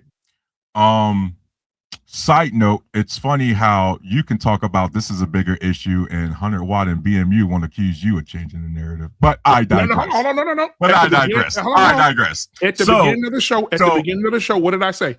I said 78% of homes are fatherless. I said it when I opened the show. I said we have a problem. 78% of Black children are born to fatherless homes. I said that when I first opened the show. Oh, yeah. But you also got on me when I mentioned the other stuff you mentioned. I didn't say nothing about it. I digress. I didn't get over. I digress. But I want to offer you this up too, Lost. I think one of the things, Lost, I think you've noticed this too, because all of us are old enough that we remember the transition. Even though I might be the youngest, we all remember the transition of landline to what the internet is today. Right. And so what we're seeing, Lost, is a lot of young people are now becoming disillusioned of what this country is and isn't. And that also includes the men. You see what I mean? There's a lot of old narratives, Lost, that are being broken in real time. And guys, if you've ever studied cults or how people get taken out of cults, guess what? Sometimes when you remove people out of cults, it actually doesn't turn into a good thing. Sometimes they brain fracture so much they can't actually put back reality together. So it's not always going to look pretty, right? So Lost, right now we're dealing with clearly an obsolete education compared to what this country is today and what is needed in the future. And then on top of that, Lost, as a man, the reason why I still point the finger at other men is because it was a man that coded OnlyFans. It was a man that coded Pornhub. It was a man that shut down the factories and sent them overseas. It was a man that wrote the majority of the policies that we see today that is leading to the shit show of this dysfunctional society. So it's going to take us, man, to write the shit out. What color are these men? Hold on a second. Before you move. Ain't none of them black. Let me ask you a question. What's wrong with honoring the man that's in the current household right now? I didn't disagree with you on that. See, my whole thing is before we can actually start pointing the finger at what other men are doing that has nothing to do with us, we need to start honoring the men who are right here in our own homes and our own communities first. But that does affect us, Lost, because even though we didn't create it, we are consumers of it. Listen, as a collective. Terus, the reason why I say this is because I don't want us to move the goalposts. Yeah. What's wrong with honoring the immediate man in your life? Let's keep this thing micro for the moment. Okay. What's wrong with that? Nuanced. He better be a man worth honoring. Oh, correct. Let me ask you a question. Who determines whether or not he needs to be honored or not? Exactly. Well, I'm sorry. Like, are we going to? Do I get to be nuanced, or is this just a black and white answer? No, go ahead. Here's my whole thing. I'm answering you the question because you said that if he's worthy of being honored, and I'm asking you a question: who deems him fit to be honored? Well, I mean, I guess we could start with men who don't have a domestic violence charge on their record. That'd be a man worth honoring. Right? No, because again, no. You got qualities. I'm answering the question. BM is over here over here making faces, but the reality is it's nuance. I'm sorry, Lost. Not every man in existence deserves to be honored, bro. You know, just like I do, there are some shitty men out there. But who, Tyrus? Who? I literally just mentioned it, JT. Men who got domestic violence charges, those are men who shouldn't be honored. No. He said who determines whether or not that man gets honored? Who? Society? No. Who then, guys? Who? The people who he's responsible for. Unfortunately his Lost like family. some of the people he's responsible that he beats up on. His immediate family. Yes. Simply.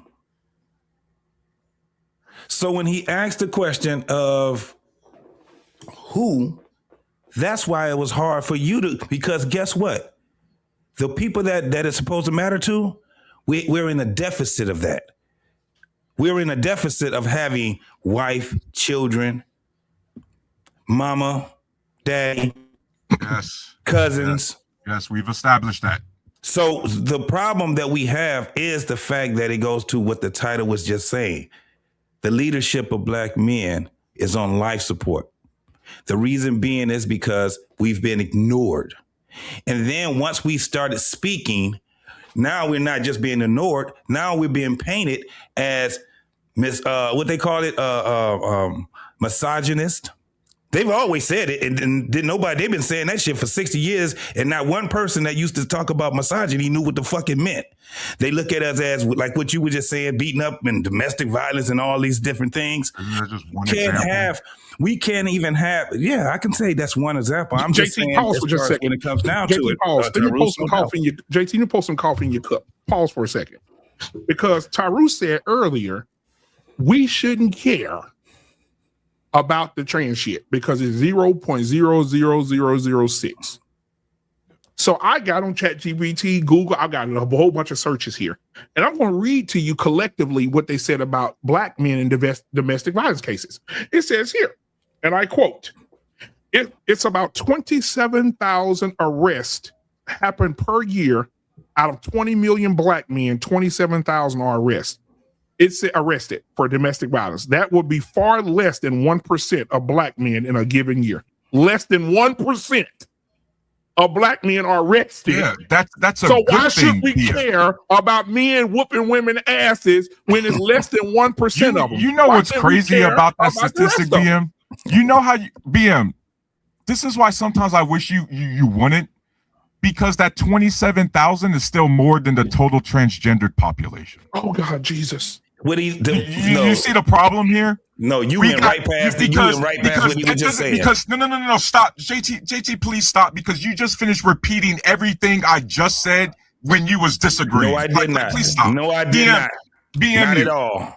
What's crazy is that the number you just stated, even though I'm the one who actually speaks up for black men the most up here, the number you stated sucks, because that actually is more than the amount of transgendered. By the way, BM, that means we have more black men committing domestic violence than we have transgendered sports athletes. That's not. Do you not realize what the hell you just did, BM? So you just right there. What you just did, you just moved the goddamn goalpost. What he was just saying was, because it's a minute amount, we should not care, because that was your point. Your point is that is not because it's a so small nominal, amount. It's so nominal. That is not a small amount. 27,000 out of 20 less than million? 1%. 27,000 That out of 20 is not million? man, bro. Y'all are, and y'all want to talk about It's me nominal. being Your disingenuous? argument was Like, that this it's is so nominal. crazy. No, hold on. Your argument, and we gonna put this down on here, and then I'm gonna move out the way. Your argument was that it was so nominal that we shouldn't even be talking about it. Now, the thing was that because when you came up here so hot, one of the things is that it's one of the problems that is growing. If you would have allowed what we were talking about to go and get to a point where we was going to say it's one of the problems, it ain't the problem, but it was something that we was talking to, and you came and you moved that shit all the way out the way. It is a growing problem, and if you don't think that it is, then you're in your own bubble. I'm telling you right now, as a guy that goes out and I do travel, you see it too much. Even in my own damn family, it is too many of these soft ass dudes out here doing crazy ass shit. Soft as shit. Soft as baby shit. Once again, and now we gonna say, we've established that, again, correct and factually pointing the narrative like correctly here, because again, there's less transgendered athletes and transgendered as a whole than there is DV domestic violence black men. Like, if damn, that's the case, dog, then it's less. Listen. That's really sad, it's a small, bro. but if that's the case too, it's a small amount of athletes. And by the way, the majority of people are not athletes. JT, since we're talking about masculinity and leadership, JT, what's more masculine? Wearing a dress or beating up on your spouse? Neither one. Now what? Come on. No, bro. Is it masculine to beat up on your wife and kids? Neither one. Hold on. Neither one. And I'm gonna put it to you like this. A lot of this, and this is, I'm glad you said that, because guess what's happening right now? The niggas in the dress are beating up on women. Niggas in the dress are the ones that's coming there and talking about, what's that name? Zeus. They out here having fights. They setting it up. Setting the fade up. It's TV. It's clock it. I don't. This or not, Truce. I don't know if it's you're aware. Entertainment. Now we talking about the Zeus network, bro. Like, that's your evidence. Truce. Now he's saying, bro, come on, dog. You know how many? But do you know how many people that watch that? Bro, that I would love to get back to what Lost was talking about. Hold on, Tyrus. Because that household thing was a good one, but now Tyrus, do you understand that entertainment, how many people that they have that's actually looking at them and they're doing the same fucking thing in their households? Yeah, I know. Y'all was dressing like women in the 80s too, bro. And guess what, bro? Society's still going. Hold on. Let me ask this question. Still going. I want to ask this question, Tyrus. This for everybody. This is for everybody. This for everybody. All right. I want to get everybody in on this question, correct? So, are black men truly the most disrespected men in society today? We'll start with lost in translation and go around the room. Absolutely. I'm going to tell you why. Tarus mentioned domestic violence. There is no person on this planet who's been more violated than a black man in domestic violence. and the numbers support it. Yep. And what happens is the narrative gets reported the other way around. But since nobody cares to look at the numbers, then people just run with it and believe it. No, I mean, think about it. If you look at any other demographic of women versus men in these situations, the black man is the one who's most violated. I mean, in public, in private, in the court systems, and everything. You know what I mean? But for some strange reason, we like to point men as the aggressors and the ones who are violent. But according to the numbers, that's not true. And my thing is when we get on these panels and they want to paint men, black men, as the aggressors without even looking at the numbers, I think it's disingenuous. And we're actually not honoring men, is what we talked about earlier before, who deserves to be honored. So my thing is do we honor men with narratives that are not true? No, we do not.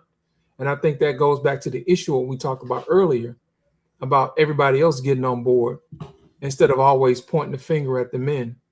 You know, you got the news who wants to paint us in the light. You got our women who wants to paint us in a specific light.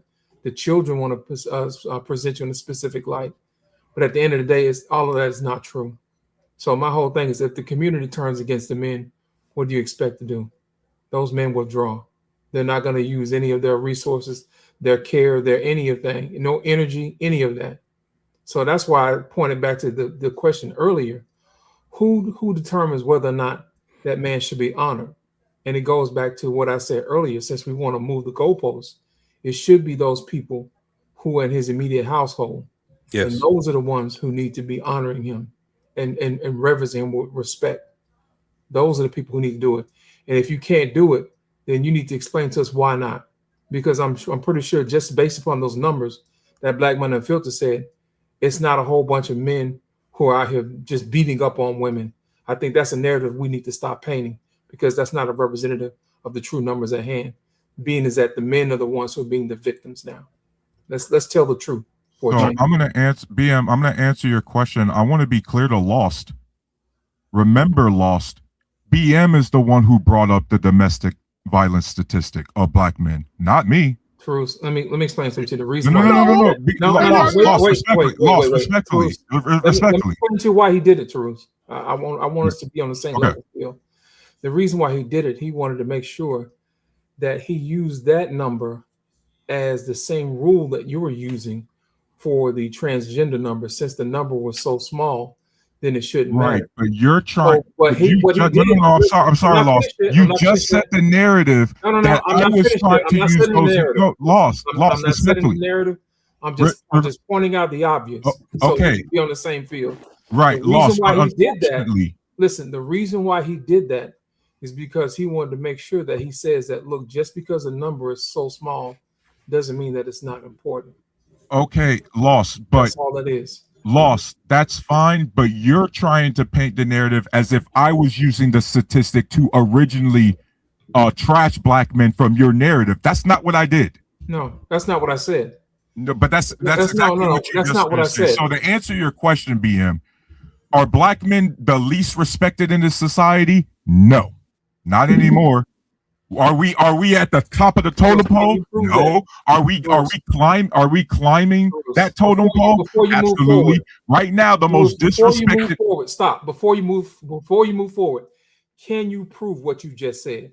Because the problem is we get on these rants and we go on for 20 minutes and nobody substantiates their claims. So I'm putting you on the floor right here, right now. I need you to prove to us, to tell us why the black man is the least disrespected in America. Go. You want me to prove why they're the least? Yes, because you said they're not. He said they're not. I literally said they're not. I said we weren't. Explain to us why. I was just about to explain why. Why'd you cut me off? No, because you were moving. My God. No. Now I need you to just be quiet. Let's go. Because I was literally about to answer the question and you're not listening. You just proved that.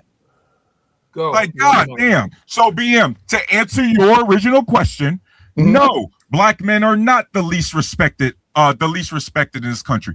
We are not at the top of the totem pole, but we are climbing for respectability. Right now, it seems like society-wise, the most disrespected men, probably like the Indians, like the East Indian dudes or like the South Asian guys.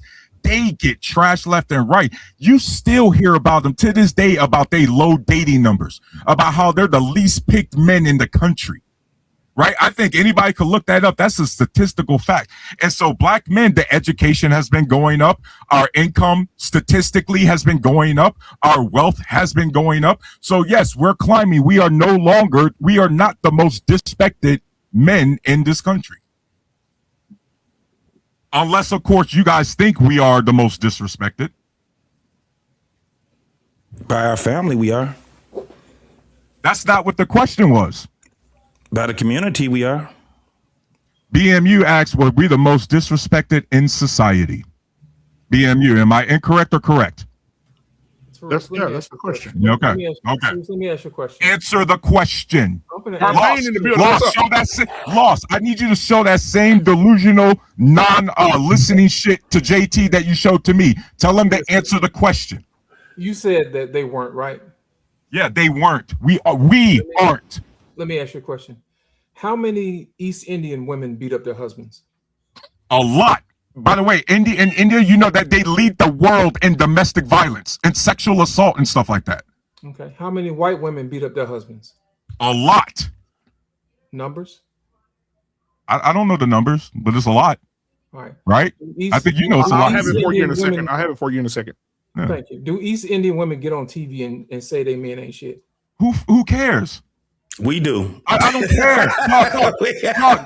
We do. Whoa. I thought we was talking about black male leadership. I thought we was talking about black male leadership. You changed the poll. You changed the poll when you said that East Indian women. Ross is now talking about white women. Tyrus, I'm gonna ask you a question. I'm gonna ask you a question, Tyrus. Because for the last few weeks, you lucky I like you, Tyrus. Bro, hey, I'm cooking y'all tonight, bro. I am cooking y'all tonight. Let me ask you a question, Tyrus. Let me go to everybody else. We'll go to everybody else. Let me ask you a question. JT had a point. JT had a valid point. How many, and I want you to answer just yes or no, nothing else, please, because we got to get to everybody else. Yeah. How many Indian, white, Asian podcasts do you see where black women are talking, emasculating their husbands or talking down on their husbands? Go. Yes or no? Yes. White women in America specifically, there's a lot of them. Name the podcast. Isn't there that one podcast, them two Oklahoma white women? I know Payne know what I'm talking about because the conservatives hate that lady. There's like multiple podcasts. There's more and more. As a matter of fact, all the red pill guys be talking about these podcasts when they be trashing women. So I'm talking about okay. So can you name five who emasculate five black ones who emasculate their husbands? I bet every man on this panel can name five.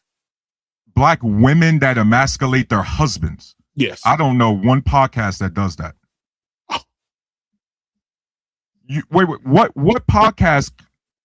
You can name 5 podcasts where these black women are trashing their husbands directly.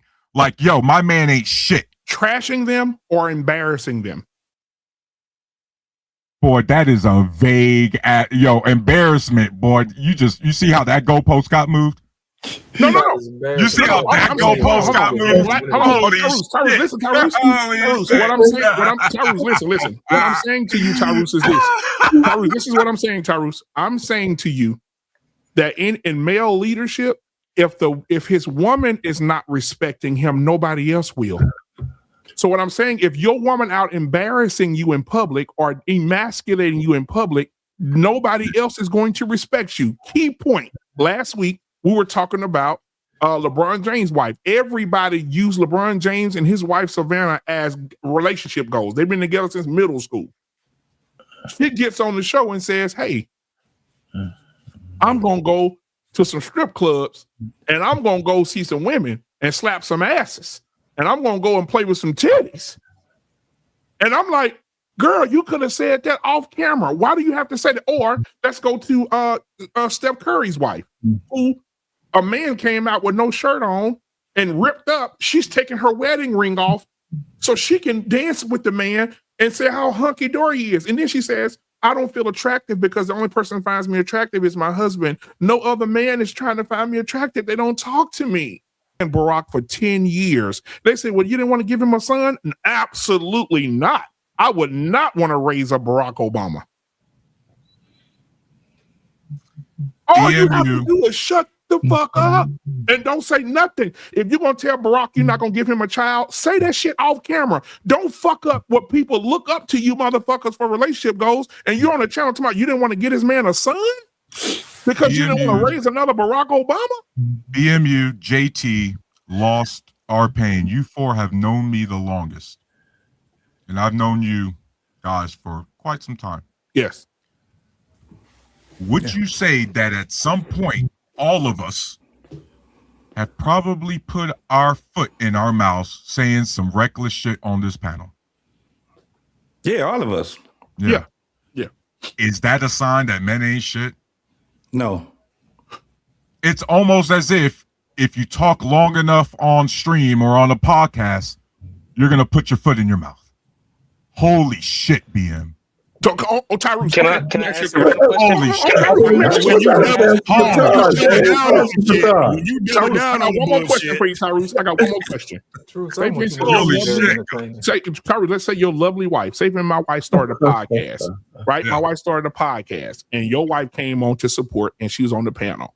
And she said, your lovely wife said, yeah, you know, me and Tyrese have been together. He's lovely. He's a lovely man. He was in the military. He takes care of us. He makes sure we're good. We're safe. I feel safe in the home with him. And everything sounds so wonderful. And then right at the end, they start talking about relationships. She's like, you know what? I remember one time Tyrese got on top of me. Like the first 5 years of our marriage, like I couldn't even come. Like, I mean, I couldn't even bust a nut. But we got there. You would fucking be embarrassed. Yeah, that's embarrassing as fuck. Okay, so hold on. So DJ Envy's wife went on the Breakfast Club and told them for the first 10 years of their marriage, she couldn't even come. You emasculated the fuck out of this man in front of millions of fucking people when you could have kept that shit to your fucking self. She said she couldn't have an orgasm for 10 years with her husband. 10. I agree with you, BM. There's certain shit you shouldn't say. You get what I mean? But and I don't want to say a but because it's not a tit. I want to be clear. It should never be a tit for tat thing. Yeah. But just like she shouldn't be embarrassing your man in public, lost in translation, wouldn't you agree that you probably shouldn't be embarrassing your wife by getting caught kissing other women in public? Who did sleeping that? With another woman in public? Who did that?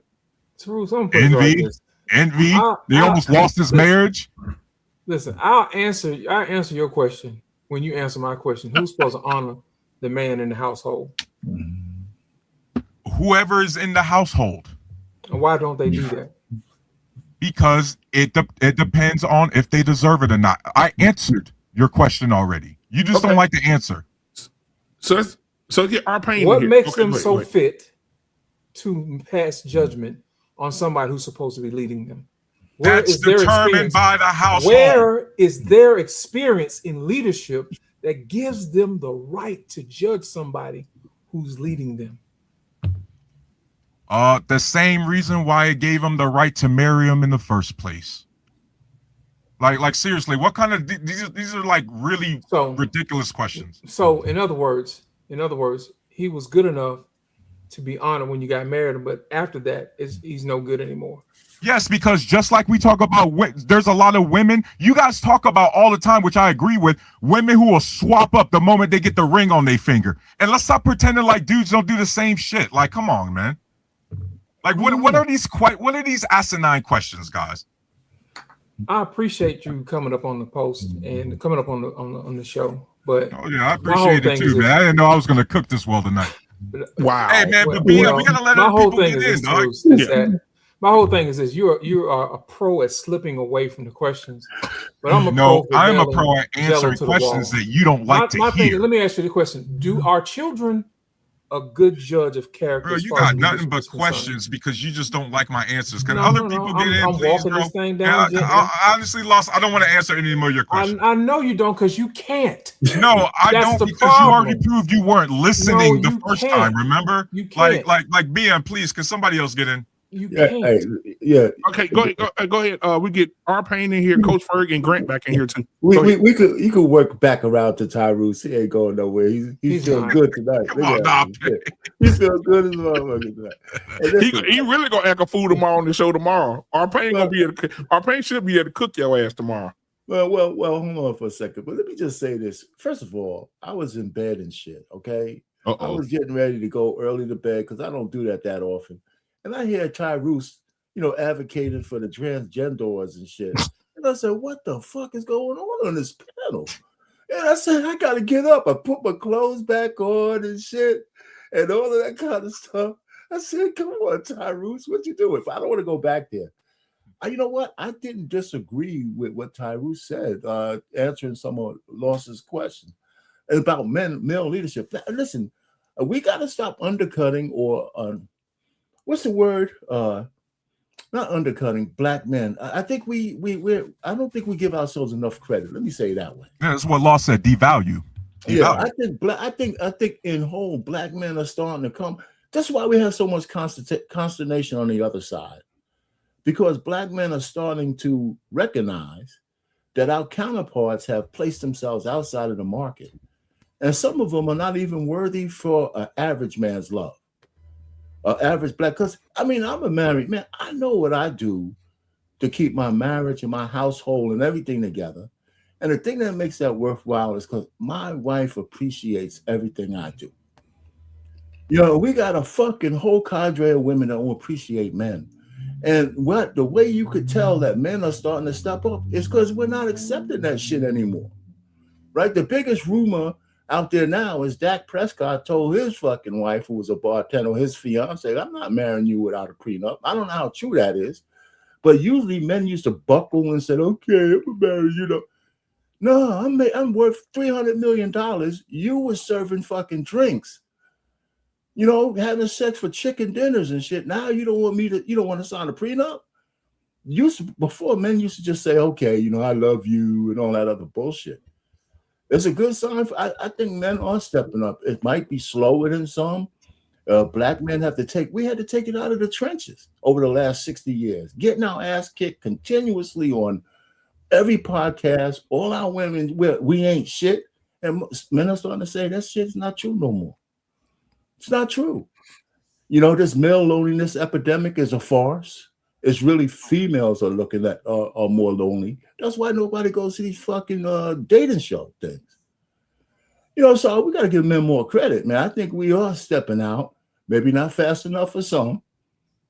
And do we have bad apples? Yeah. We got too many men who are on the liberal side. I don't know. Tyrese is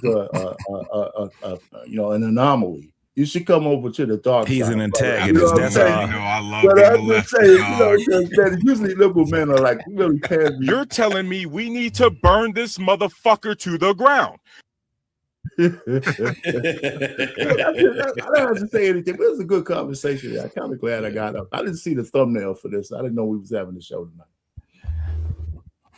Yeah, you on mute. I don't know why you talking on that microphone and you on mute. Oh, Coach Ferg. Yeah. We got Coach Ferg in here, man. Coach Ferg and Grant. We want to get the question Grant? I didn't see you in a while. to you guys as well, man. I have a question. Are the Black men the most disrespected? And what Law said, add that question on too. And why aren't Black men appreciated? Just the man that gets up every day and takes care of his friend. Why is I want to add this little tidbit in there because we talked about this, we laugh about it, but it's true. Why is it that on the Father's Day is the 35th, holiday on the list behind Columbus Day and Halloween?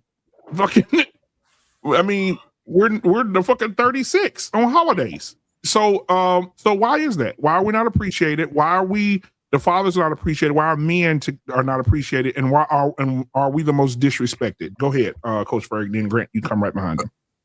Pause. What's up, fellas? How y'all doing? Can y'all hear me good? Yeah, can you hear me? Let's go. I'll just answer those questions backwards. When it comes to the Father's Day, and I'm a father, and I'll say this to guys, man, fuck Father's Day, right? Treat yourself as a valuable, because it goes to the conversation. Treat yourself as a valuable man wherever you are. If you can wake up the next day and you go to work and you complete a hard day's work, you get your check, you done saved the money. Love yourself first. Love yourself first. Everybody else can wait for that shit. Everybody else can wait. And when it comes to disrespect, we see it throughout TV. Every platform today it's showing, because now we have our own women, our age group. And I get it. And I'll say this all the time. My favorite 1980s babies born, y'all always go have fat cheeks and run behind the women. Y'all women can fight. Y'all it's a lot of y'all. And listen, again, because what our pain was saying, brothers are starting to have the grow up moment a little bit more sooner than it was 25, 30 years ago. These younger brothers are saying, okay, we're being told out loud that we ain't shit, not only by our sisters who tell us that I'm not even worthy and we both work at Walmart, but the rest of the world. We get deleted the most. We don't get locked up. They're going to take you down if you're doing too much. I believe everybody should be able to get handcuffed and put in the paddy wagon. White boys do it all the time. They get to go. Indian men, I don't care about them. That's their women problem they got to deal with. But those women still work with them. Those women still make money with them, and they still don't shame them. Now, whatever they got going on physically, they're going to have to talk to Allah about it and see how it work out. And then we do it to ourselves, you know, and it's a group of men who sort of always going to fight. But I think brothers don't give themselves enough credit early and often.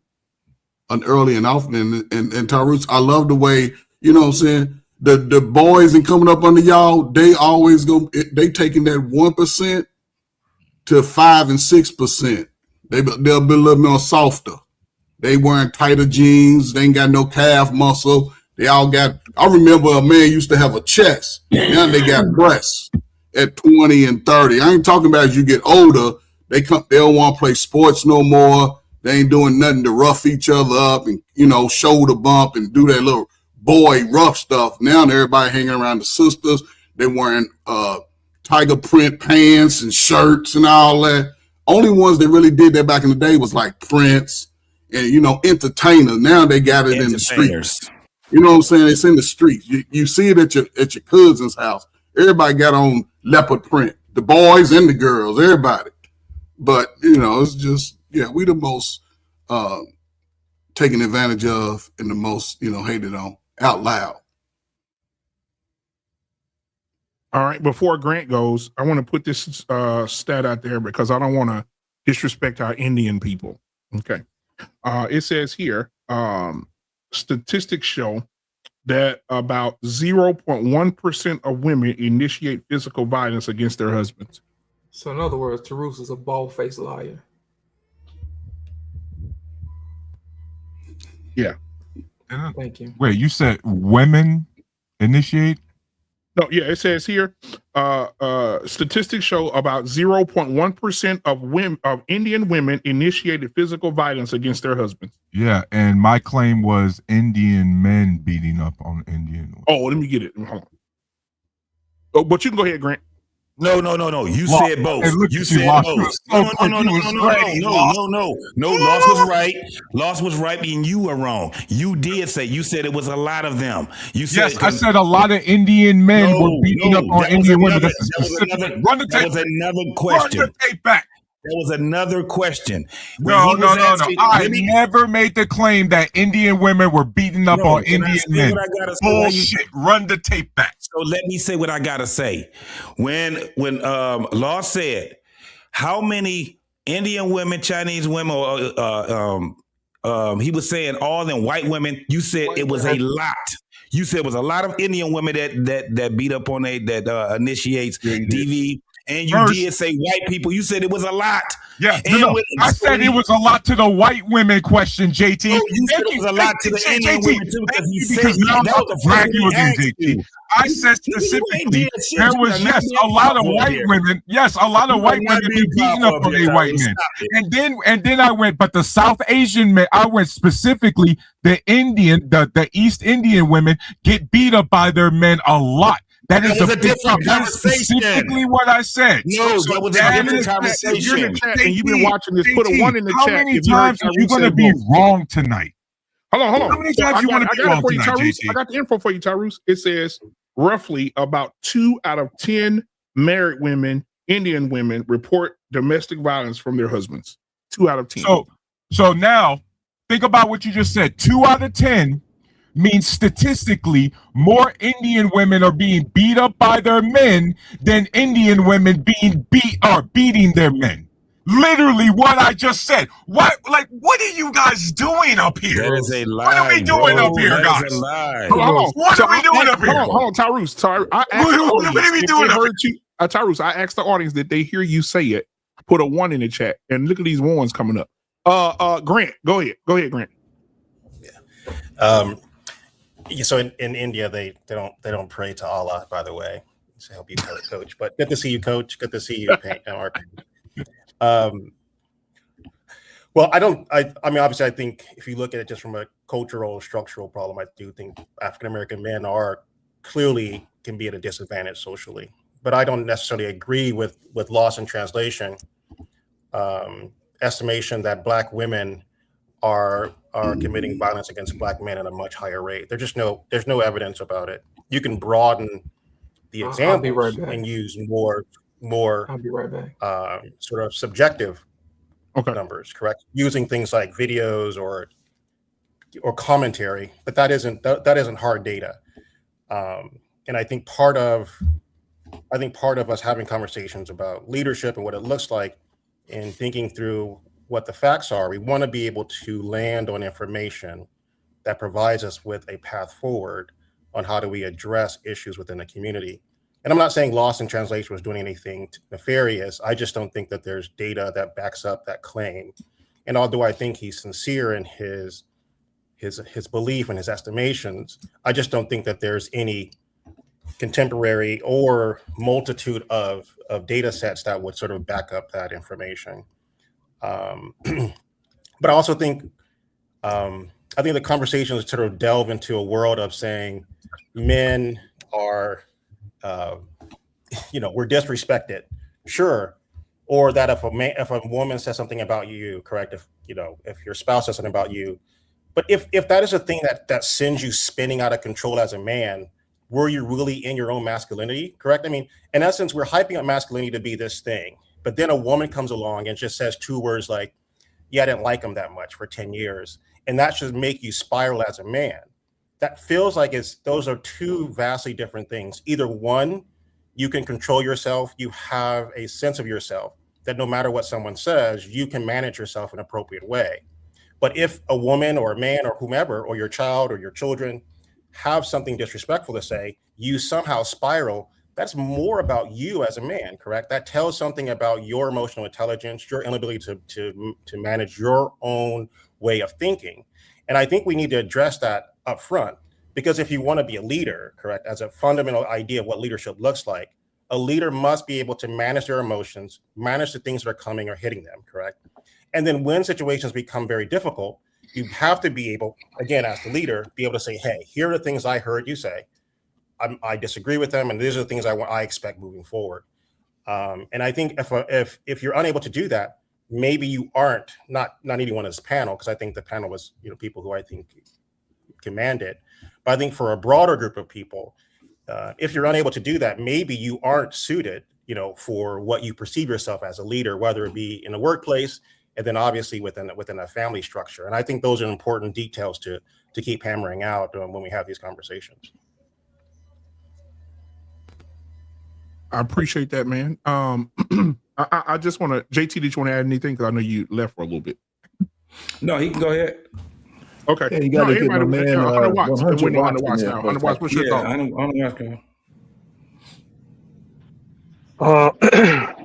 To what I was speaking to earlier, just in terms of being soft boys, I don't think sexuality has anything to do with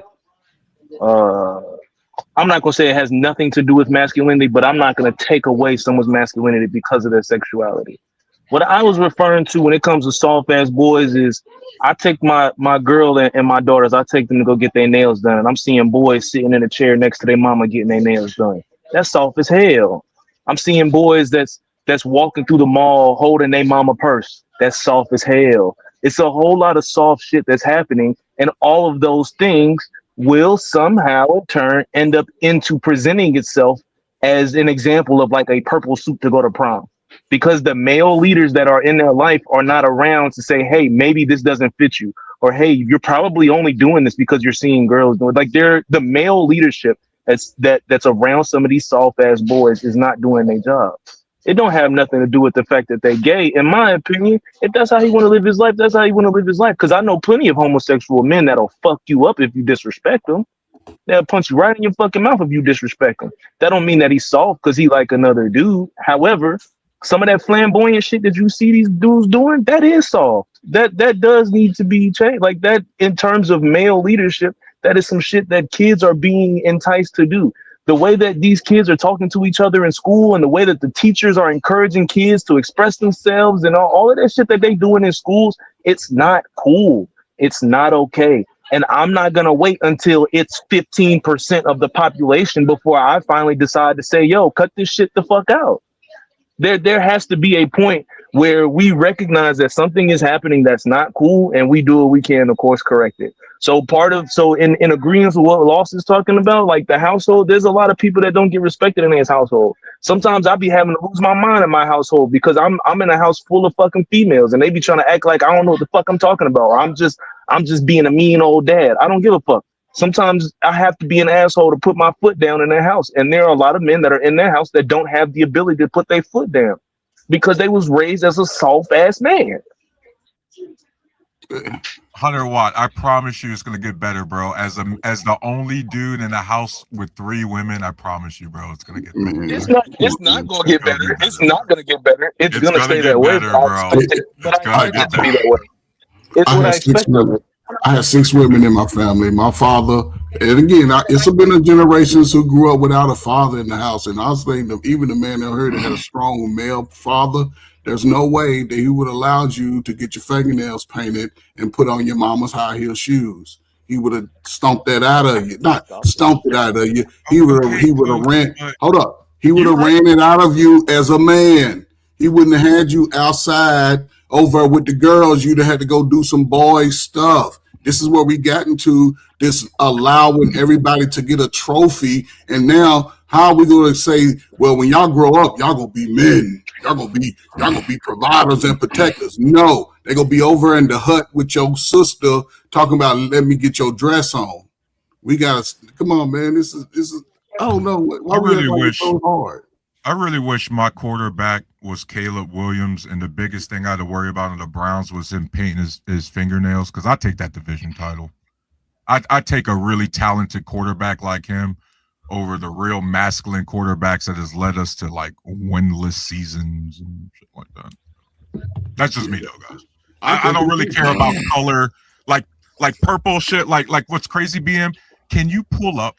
Because I absolutely asked my dad to dress like this. 100 Watt's gonna be pissed off. Can you pull up Cameron's fit of purple haze? You remember that? Like I think it was the old Dipset days. That Dipset, that purple, begged my dad when I was in high school. Dad, let me get that. Let me take the Timberlands to the shop and get them purple Timberlands. No, them shits went hard. They were pink. Them shits went hard. But according to 100 Watt, man, because I was wearing that purple, that's just gay.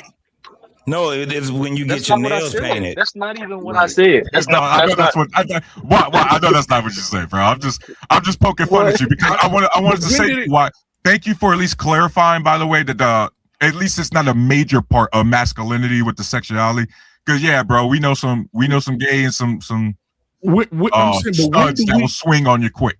But when do we get to a point, guys? This is serious. When do we get to a point where we say what Coach Ferg just said?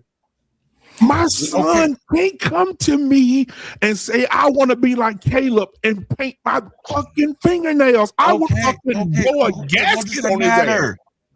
You cannot tell me no shit like that, if bro. Your son's Coach Ferg, if your son still likes women, still likes doing all the typical dude stuff, but the only thing he did wrong, Coach, he got drafted in the first round. Coach, you saying, man, I know my son did all that, but damn, he likes getting his nails painted. Yeah, I would tell him. Really, Coach. Stop really, that shit. Stop it. I believe that I failed. Man. I failed along the way. How did you fail? Your son is a success. Hold on. See, because you got to compartmentalize real life and him playing football. On the football field, he can be the greatest, but in real life, again, if I'm having these and this is what I appreciate about my father, I appreciate it. We had conversations on the regularly about a responsibility of a man, how you're going to present yourself in the world of men, right? Now, again, this new age stuff, this 1980s and above stuff, it became a lot more convoluted. Now we're getting an increase of men in their prime starting to acquiesce to the women and then complain about those women, but you're taking the role of a woman. How can I expect my son to go out because I look at it beyond, it's like beyond neighborhood. So, Tarus, I believe you would have, and I'll shut up. So is it okay for you? Coach, please. Coach, don't shut up, please. I'm sure some of y'all was in the military, some of y'all wasn't, right? It was a no ass, no tell, right? Yeah. And again, and today would you be alongside of everybody that had their fingernails painted and dresses on? Or would you want to keep it ass, no tell? Coach, I was in the military, and I can say I don't know because at least when I was in, I didn't have to deal with that. You know what I mean? A better way of putting it, Coach Ferg, is when we go into formals, would you be cool with the men wearing the skirts with the motherfucking tights with the them stockings? Yeah, they was dressed like the women, and they got that the women's Garrison hat on. Would we be cool with the men wearing that? Would we be cool with them wearing the skirt? Would we be cool with the men out there wearing 2 earrings on each ear with fingernails painted and all that crazy ass shit? Did they allow the women? No. The problem is this: it's not just when you start doing the neglect.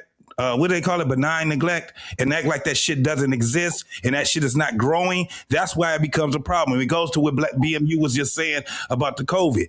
If you had somebody that sat back and we was saying that this was happening. Remember, y'all, when the COVID shit first started, what did motherfuckers say? That shit is fake. It's staged.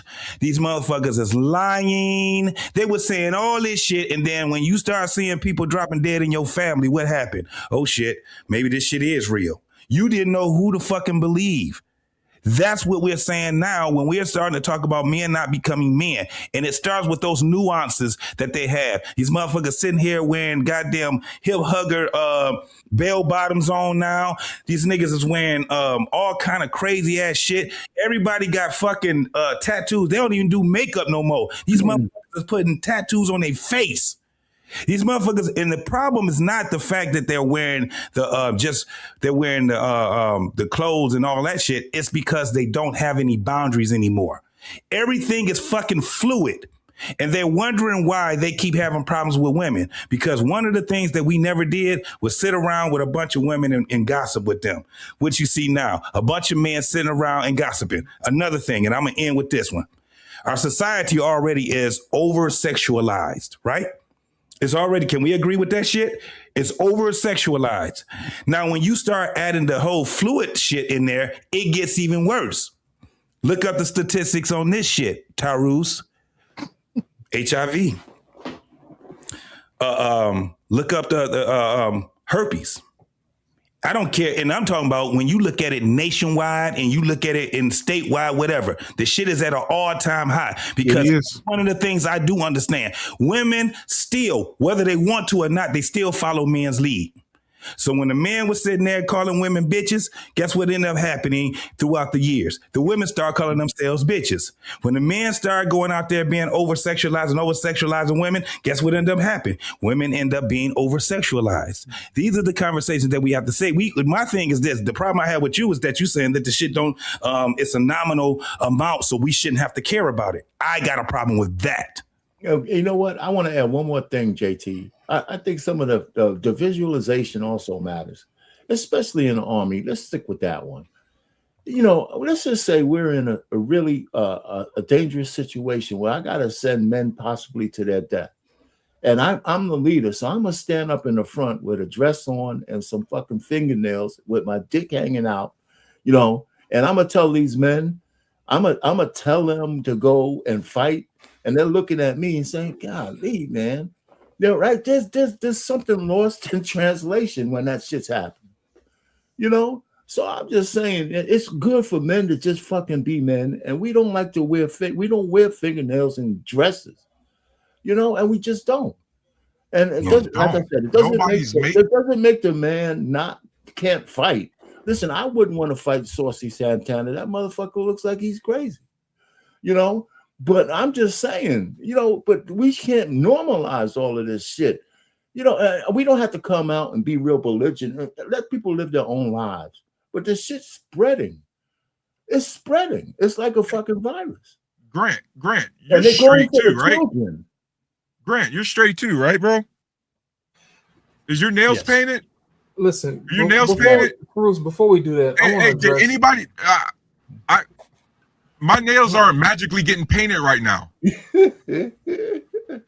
Like, I've been alive on this earth for 38 years, and I've been married or going on 18, and not one time have I been forced to wear a dress, paint my nails, carry my mom's purse. I ain't been forced to do none of this shit y'all talking about. Okay, though. Black man, can I go? Yeah, go ahead, Before sir. we start bloviating, man. Listen, earlier I was called to the carpet, and when I say stuff, I got proof to back it up. Okay. And my thing is this: that's one of the things that we're gonna have to stop doing is stop sweeping stuff under the rug and start pulling facts out where it needs to be pulled. We pulled the power of AI, and it said when we mentioned about black men being the perpetrators or being violated against the most. And I think a lot of times we like to sweep stuff under the rug. Well, let's see what the internet has to say. It says prevalence victimized, according to the CDC data, approximately 40% of black men experience physical violence, sexual violence, and stalking by an intimate partner. Types of abuse. Black men have experienced various forms of abuse, with 56.1% reported psychological aggression, such as humiliation, name calling, or by intimate partner. Perpetrators. Among male victims of intimate partners violence, a high percentage of named female partners as the perpetrators. Reporting and barriers. Black men often face unique barriers of seeking help, including stigma and a need to conform to societal expectations of masculinity, which may lead to underreporting. Also, it says contextual factors. Research suggests that high rates of IPV in Black communities are often linked to structural factors, including poverty, economic stress, and systematic racism. So when I said what I said, I meant it. And I thought I'd go ahead and pull this up as facts of what's going on. Last time I checked, 56% is more than half the numbers. So when I said more, that's what I mean by more. Black Man Unfiltered, you have the floor. That's impressive. I would just say I wasn't critiquing whether or not that the evidence that black men were more likely to be abused. Matter of fact, black women are 62% more likely to abuse their spouse or their mate or their partner than white women. So I agree with you on that premise. What I was disagreeing with you is whether or not there's a disparity between black men and their abuse towards black women versus black women to black men. I think we know that the stats do show that. I don't disagree with you on the merits of black men are experiencing these things. What I'm just disagreeing is whether or not there's an overwhelming evidence that says black men in this particular case statistically are being harmed at a higher percentage or higher rate than black. Well, here's a key point about that, Grant. You said likely. Likely doesn't mean it happened. It just means it's a probability that it happened. When we talk about likelihood, I'm saying that the numbers. The numbers that I show are actual numbers that actually happen, not likely. So my whole thing is that you're likely to run into more black people in your own neighborhood if your neighborhood is black. You see what I'm saying?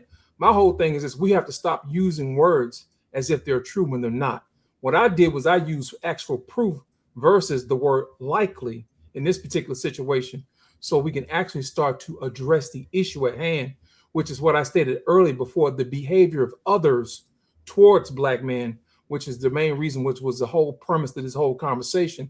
about black male leadership and why we're always being called on the carpet when everybody else are the actual perpetrators. That's the main reason why I brought up this point. Yeah. For scholarship so again, so using likely as your example, I appreciate you sharing that. So you were right. You are more likely to see more a black person in a predominantly black or African American community than you would in a predominantly non-African American community. We realize that the likelihood of something is based on the percentages of groups within that. And so we use that just when we talk about stats. We're saying that given an X number of outcomes, or if you run a simulation, a likelihood of something happening is going to have a higher probability of happening. So we use words like likelihood or probability. So yes, it is more likely, given the statistics, that black women are more likely to experience some domestic violence in black men. That doesn't demean the fact that both groups are experiencing something we call domestic violence. Now, the thing that we can look at on the data that you provided, or at least the synopsis you provided, correct, is that the most important factor there is both economic, the social factors, things that both parties are experiencing, that if we address what the underlying problems are, more like it's going to be poverty, it's going to be their educational levels, it's going to be a whole host of things, that those things are going to have the most likely thing that's going to cause the kind of domestic violence you see, especially in low income areas. And that's what we should be talking about.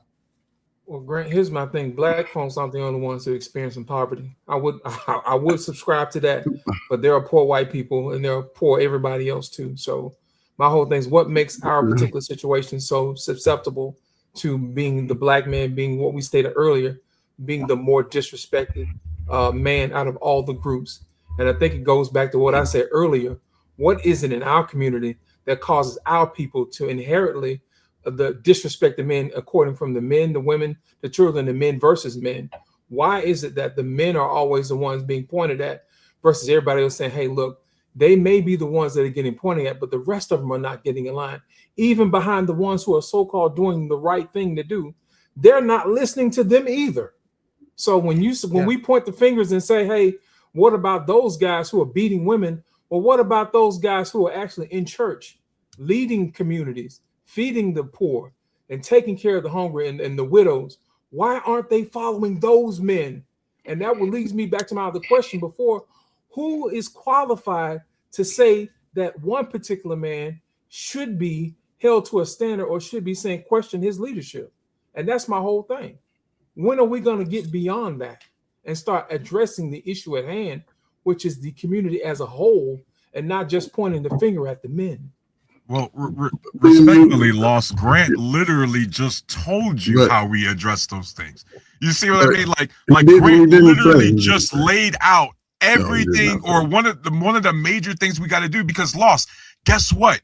And when you look up the statistics of our white counterparts, the lower their income and poverty level, the higher their domestic violence rate goes up. It's almost as if poverty correlates with a lot of shit in our society. And it's a universal trend. So, and you know this, Loss, traditionally, historically in our country, we are always disproportionately going to be affected by those sort of statistics. That doesn't mean we're the only ones. It means we're disproportionately, right? And so Grant literally laid out statistically a bunch of different things we could do to address the problem. You just don't want to hear it. He did not. Because the one thing that's most important that those risk factors did not mention at all was the father being in the home, the lack of the father, the lack of the child's natural born father. And even the statistics show that it's almost like if you look at those statistics, at least it's still letting you know most niggas ain't getting no coochie. They having babies by a small number of men over and over. And brother, and that most brothers ain't out here. Now, you look at age, about 40, most people want to have a child. That's just natural. I want to have my child. It happens but most brothers are, even now, they can even say it out loud. They're moving away from that shit. They're not running behind these women just to pay to play. It's a whole different train out there. I don't know what type of man y'all raising. If you got a son, and I'm guaranteed, and we had this conversation that the ones that can teach their son to not chase the women are having to fight the women off. It's not the same anymore. And most brothers are not out here doing what it used to be when y'all was young, trying to get a woman that didn't like you. And I'm always being facetious. When we were ugly, see, it's a different age of man. And I think people just don't do, because the lack of father. And then let me tell you something. I worked in the inner city of Chicago, right? Regardless of poverty, because they say we ain't never had no money, but we made it happen. It's the lack of the father that balances that male out when he come through that puberty stage. Most of y'all, if you didn't grow up with a father, you might have a different view because mama done drilled in your head. But if you have a father, he balances everything out in that house if he's focused on family. And that's where we got away from. My father was focused on the family first, but we don't have that. We don't have it as highlighted as much. Respectfully, but we have it a great deal. Coach Ferg, respectfully, something tells me if we went and looked up if there's a correlation between economic stability and household stability, there'd be a lot of overlap there, right? And it's so funny because as somebody who also grew up with a father, with a black father, thank God, you wanted to know one of the things I noticed, Coach Ferg, and here in Cleveland, Ohio, in the inner city, the biggest difference was the fact that I had a dad who was focused on economic stability, and a lot of my friends had dads.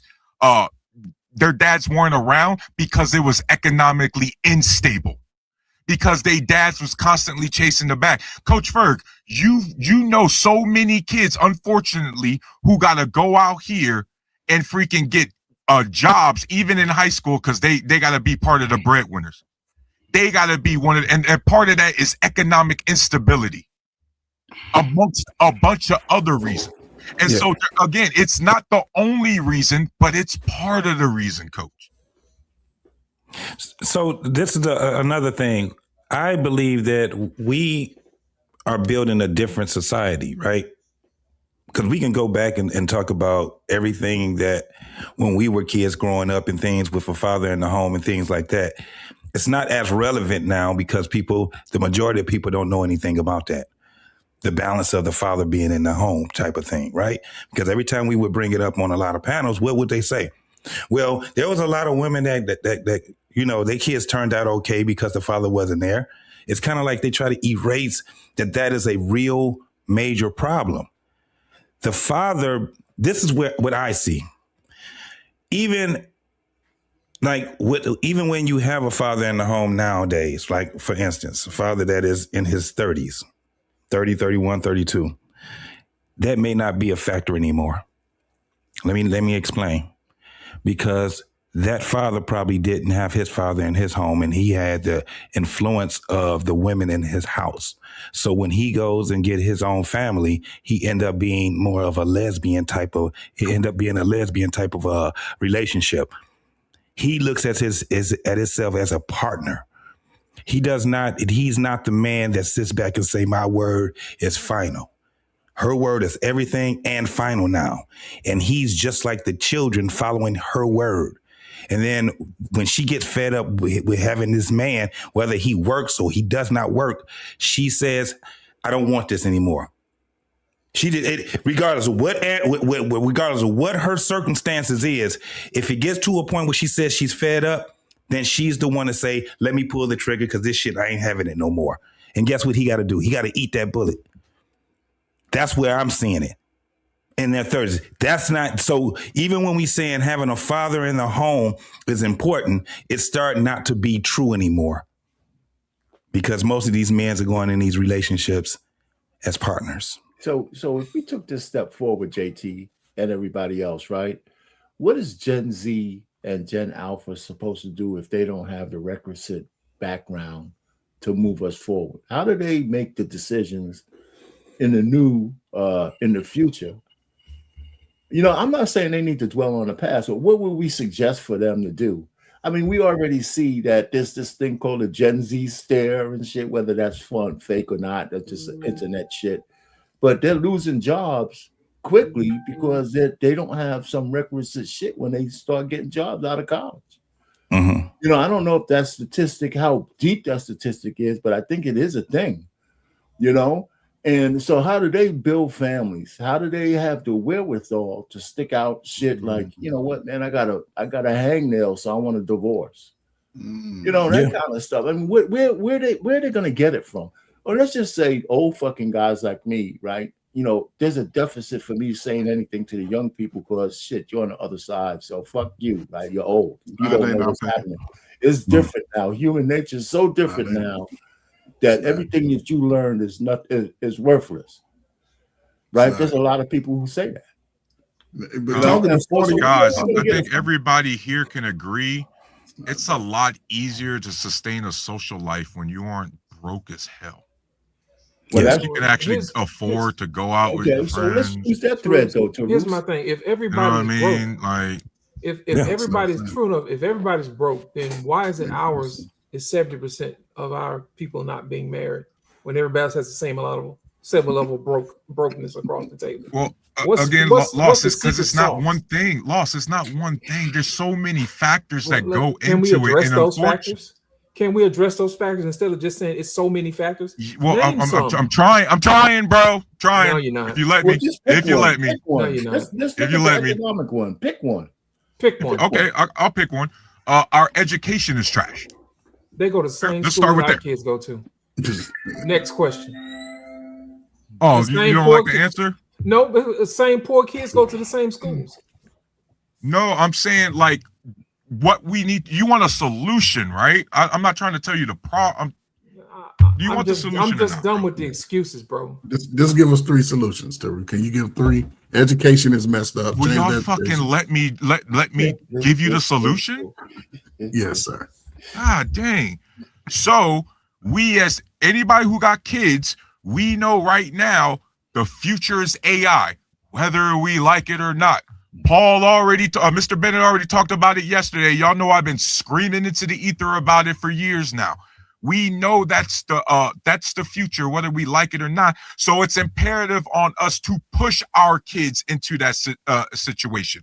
The reason why it's imperative is because we need to push our kids into career fields that is most likely going to provide some sort of economic stability. Why? Economic stability is the best way to maintain a social life, maintain your household, maintain affordability. There's so many factors that go into that, right? Another thing we got to do is start making third spaces affordable. Right now, this country is so big, never mind the fact that our public transportation is almost non-existent as far as 80% of the country, but third spaces are next to none. We already know that historically there's always been not enough places for teenagers to go, but now even for young people, it's too expensive to go out. So now, guess what, guys? Going to Payne because he's talking about some of the things that's rising. Payne's probably heard about this. Gen Z ain't even doing house parties anymore. What? Right? And so everything is becoming too unaffordable to live. Right now, everybody is on survivability. So the solution is to make things affordable. Coach, guess what? You can keep shaking your head. Women or men don't want to be in a relationship when they can't do shit because they're broke. Tyrese, before I say something, how old are you, man? I'm 38. Okay, then I dismiss every. No, coach, no, because you was gonna try it. I'm 38 years old. No, coach, stop. I'm 38 years old. I was in the military, 8 years active duty, 2 deployments, 27 months total in Iraq. I've been married for this April, going 18 years. I have 2 daughters, 17 and 15. Do you need anything else? No, that's great, man. Okay. I was just talking. Listen, I applaud you for that, right? I wish we can get more light-skinned brothers like you to get married. I need more black men, regardless of skin tone. Hold on. Listen. And I'll just say light-skinned because obviously I'm light-skinned too. Been here all my life. You know what I'm saying? So that's out of love, man. I like that brother like you. The problem is y'all need, and when I say you, I'm just saying everybody in your peer group, your genre, y'all niggas in the way of the young folk. Y'all in the way. Everything about y'all is a victim. The men's ain't doing nothing. The women's ain't doing nothing. Y'all in the way of the young folk. And that's why I say, brothers, every brother up on top of me, done heard me to say, man, go to the young folk. Go to them young brothers. Everybody up here. Because I listen to what they say, and they are not about quitting. They ain't about blaming. They ain't about being a victim. They ain't about letting the dude with the dress on read to your son in school. They ain't about your woman showing your breasts and your tatas. They're about getting the job done. And you talk about solutions, and this is why I say, right? Because this is not going to be an easy fix. Because y'all victim 40-somethings, 35 and 40 and under, y'all victims. It's everybody's fault but your own. And I agree with the opportunity of education. It needs to go to a more futuristic style. But we in America, and I'll say this with the Gen Zs and Alphas, they're going to have to get away from Democrat and Republic. They're going to have to form a whole new way, and because they already in their own lane, but they're going to have to sort of find some leadership. Because if we letting everybody show up with the painted nails and the blouses, they ain't going to be looking to say, let's organize. They're just going to be looking to play around. You know, what life is about, organization, having a real, making things and showing what we can do with what I have. A lot of time we gatekeep the information, but we got to start at least allowing them to learn and fail along the way. Because there's a whole lot of niggas who just found out who they were at 38, 40 on YouTube. When I think the younger people got an opportunity to leapfrog that over the next 20 years. I agree. But niggas still think you want to know. You still got to learn how to do math and read, and you still got to learn that shit. Coach, think about what's crazy is your generation had the programs back in your day. You guys never bring it up. It takes millennials like me to bring it up. And you know what? One of the great things that you guys used to have back in the day, Coach, you guys had shop classes in high school. You actually had those blue collar type of programs that kid could get into apprenticeships as young as 16. Coach, the majority of the country, we ain't got that. I graduated high school in 2005. We ain't had that in my high school, Coach. That's why we have to have a balance, though, Tyrus and Coach. We have to have a balance. That's why I said when I said that we are creating a era right now, and we have no idea. And I'm talking about the society itself that we've never experienced before. This is where I'm saying that the problems we have, because this is what I'm thinking. When I'm hearing everybody talk, the world is shifting. You got group of peoples that are doing better. You have a group of people that are not, and then you have stagnated groups of people, right? What I'm saying is that all of it exists. I mean, all of it is important, especially the community building part. Where I see us being in a huge deficit is that everything is separate now, right? Families are not conjoining with families anymore. You got a bunch of fucking strangers having babies and having short-term relationships with each other. They're causing each other a lot of strife. It's a lot of shit that's going on. So now we have Generation Alpha. They're looking at it as being kids growing up. They're saying, I'm not dealing with none of this shit. They don't want to have relationships. They ain't trying to have sex. They're going to have sex with they're going to be dealing with more and more porn. And if they're going to be robots out, they're going to use that shit. They don't know how to talk to each other. The majority of them are going to be awkward, right? Like one of the things we talk about is when it comes down to being in relationships, you have to take, whether you're a woman or man, you got to take some type of initiative to even let that person know that you like them. Whether they approached you or whether you're in the relationship, somebody has to take the initiative, and it has to have what they call that. And I hate using this word, but I got to use it. Reciprocity, right? So you have to have it in the relationship. They can't even get to the relationship part anymore, because they're scared to talk to one another. And once they talk to one another, they don't even know how to communicate with each other anymore. So we're creating, and that's what I mean by we're creating that society. There's not and I'm going to just be honest, from what I see, because we just going to keep trying.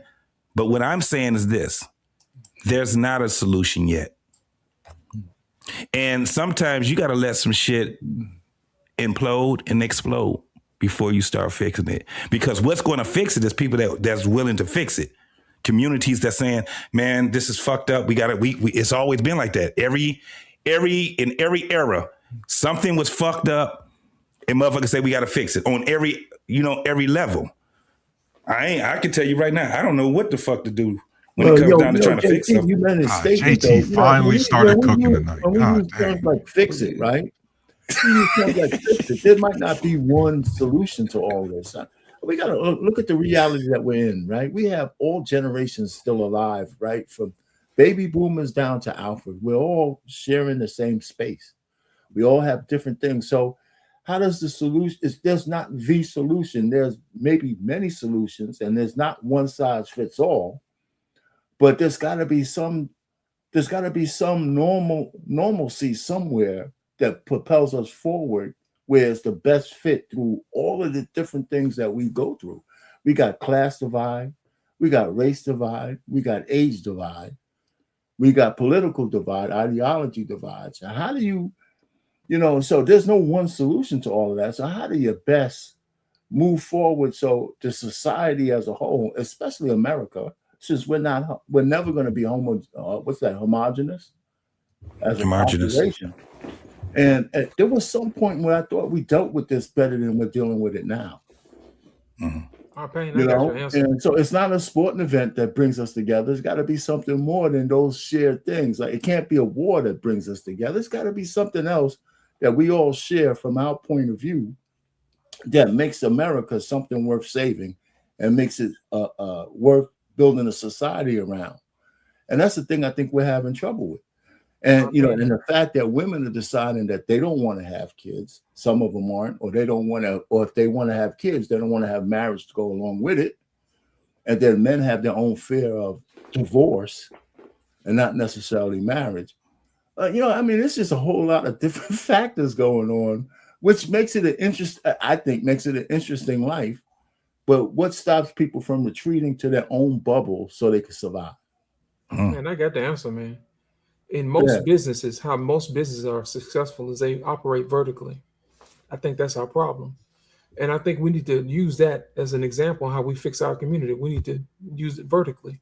Okay. We need to start respecting our elders like we used to, and use the wisdom of the people that's in your direct line of chain of command, and you respect those that belong to you. You see what I'm saying? We got far too many people who want to delve outside of where they're supposed to be or where they come from to listen to other people's junk instead of listening to the people that's directly responsible for you. When we start respecting elders, then the people that's behind the people that's supposed to be respecting the elders will get respected, and they'll listen. It's all about getting vertical, man. But until we actually start respecting those who are in leadership, then we're not going to have the answers that we're looking for. It's the basic stuff that we need to work on, respecting your elders. And I think that's the issue that we have right now. We got too many people telling the old folks, you don't know what you're talking about. Well, they didn't get old for being stupid. You see what I'm saying? And I think that's the issue that we have right now. We got too many young people with no experience telling older people they don't know what they're talking about. And to me, that's crazy. How are you going to take somebody who has no experience and tell somebody who has all the experience they don't know what they're talking about? That's the problem. That's the issue. We fix that, we'll fix our community. All right. Anybody else got anything? Grant? Coach? I was cooking. Tyrus, before we end the show, tell everybody what you're talking about tomorrow. Oh, thank you, man. I'm going to be talking about tomorrow fake patriotism. We have a lot of people who I used to think maybe were just well-meaning, but a little bit naive to what, patriotism really is versus, what nationalism is. But now I need to start calling out the intentional displays of fake patriotism and how that's starting to lead to real bloodshed. Yeah, you guys can catch me tomorrow at 10 o'clock p.m. Eastern, 9 o'clock Central, right here on Black Man Unfiltered. All right, man. So that's battle-tested truth with Tyrus, man, on tomorrow night right here on this network, man. We'll see him tomorrow. Last week, they pissed him off pretty bad. They ran my boy hot last week, man. Ran him hot. But Grant, it'd be good to have you come in and support him on that show tomorrow, man, because I know you guys can really have a good conversation on that. Our Pain as well. Our Pain was about to come cook you last week, but he was in the bed asleep. No, he had that damn. Yeah, I know I can wake up our pain now. He got that. Once he got that robe, butt naked up under that robe, he ain't getting out. He done took them boxes off. He was like, I was about to do it. I wouldn't even catch that. Once that fitted sheet went up to crack that ass, he was gone. I think he wear them old school boxes too. He wear them old school boxes, you know. Hey, so also I want to shout out my boy Lost in Translation, man. He got some music coming out. Lost in Translation, tell the people about the music, my guy. Listen, I got a new album that's coming out. The single releases this Friday. I got 2 of those releasing this Friday, and the whole album releases on next Friday. The entire album is called the Major Soul Project. I got an AI artist I call Indigo Major.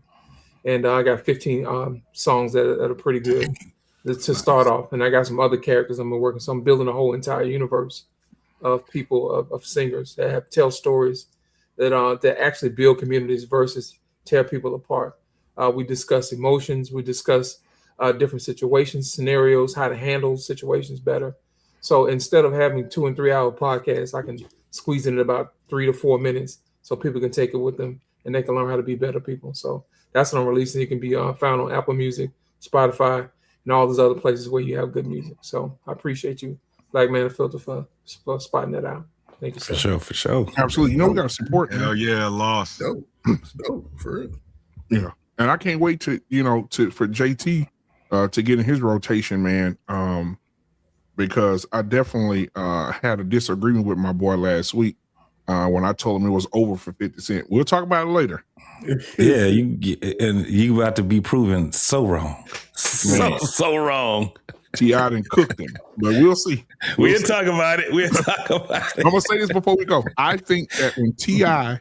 got the video team together and sat at the dinner table with his wife, all of his children, his grandchildren, and his mother, it was over. You must didn't see that. This is when it's over. When that nigga got him and his son to go over there and do a tour, an apology tour. I don't want no smoke tour. Coming to everybody in a theater near you. It's over with. Now, I did see the picture of 50 Cent's son. And what's T.I.'s son name? King. Was it King? Yeah, it was King. King and 50 Cent's son together was sitting in the studio taking pictures. Coach. That's AI. That's AI, man. That was AI. It ain't AI when he was on it. Look, it wasn't AI when he was on that radio station talking about some. No, it's just all about verses. And then he called the son up. Tell him, son, you done with it? Yeah, I'm done with it. Nah. Okay. Nah. Hey, look, we gonna go in depth on it because I've been doing a little research on it. The thing is though, Black Man, you gotta sift through the goddamn AI shit. That shit is crazy. That AI shit is wild, bro. Okay. So that was. You know what? Speaking of AI, R-Pain wrote a song. I'm gonna give R-Pain a shout out too. R-Pain wrote a song about "This Is Your Baby." I want you to know that I wrote the counter to that song. And it's called "That's Not My Baby. That's Tyrone's Baby." I gotta hear that shit on the Translated podcast. That's funny, man. R-Pain had come a long way. Because when he first started with that AI music, that shit was straight funeral home music. And I was like, oh, shit, damn. But now he'd come a long fucking way, boy. God damn. Shout out to everybody that's doing something great, man. I appreciate you, Grant, man. If you want to come by tomorrow, man, Tyrone's going to be cooking tomorrow in his political sector. Coach Ferg, man, thank you for being here. JT, R-Pain, y'all go check out the music from Lost in Translation. And we'll see you guys, man, on tomorrow, man. Hey, we're going to keep cooking. Peace. Yeah.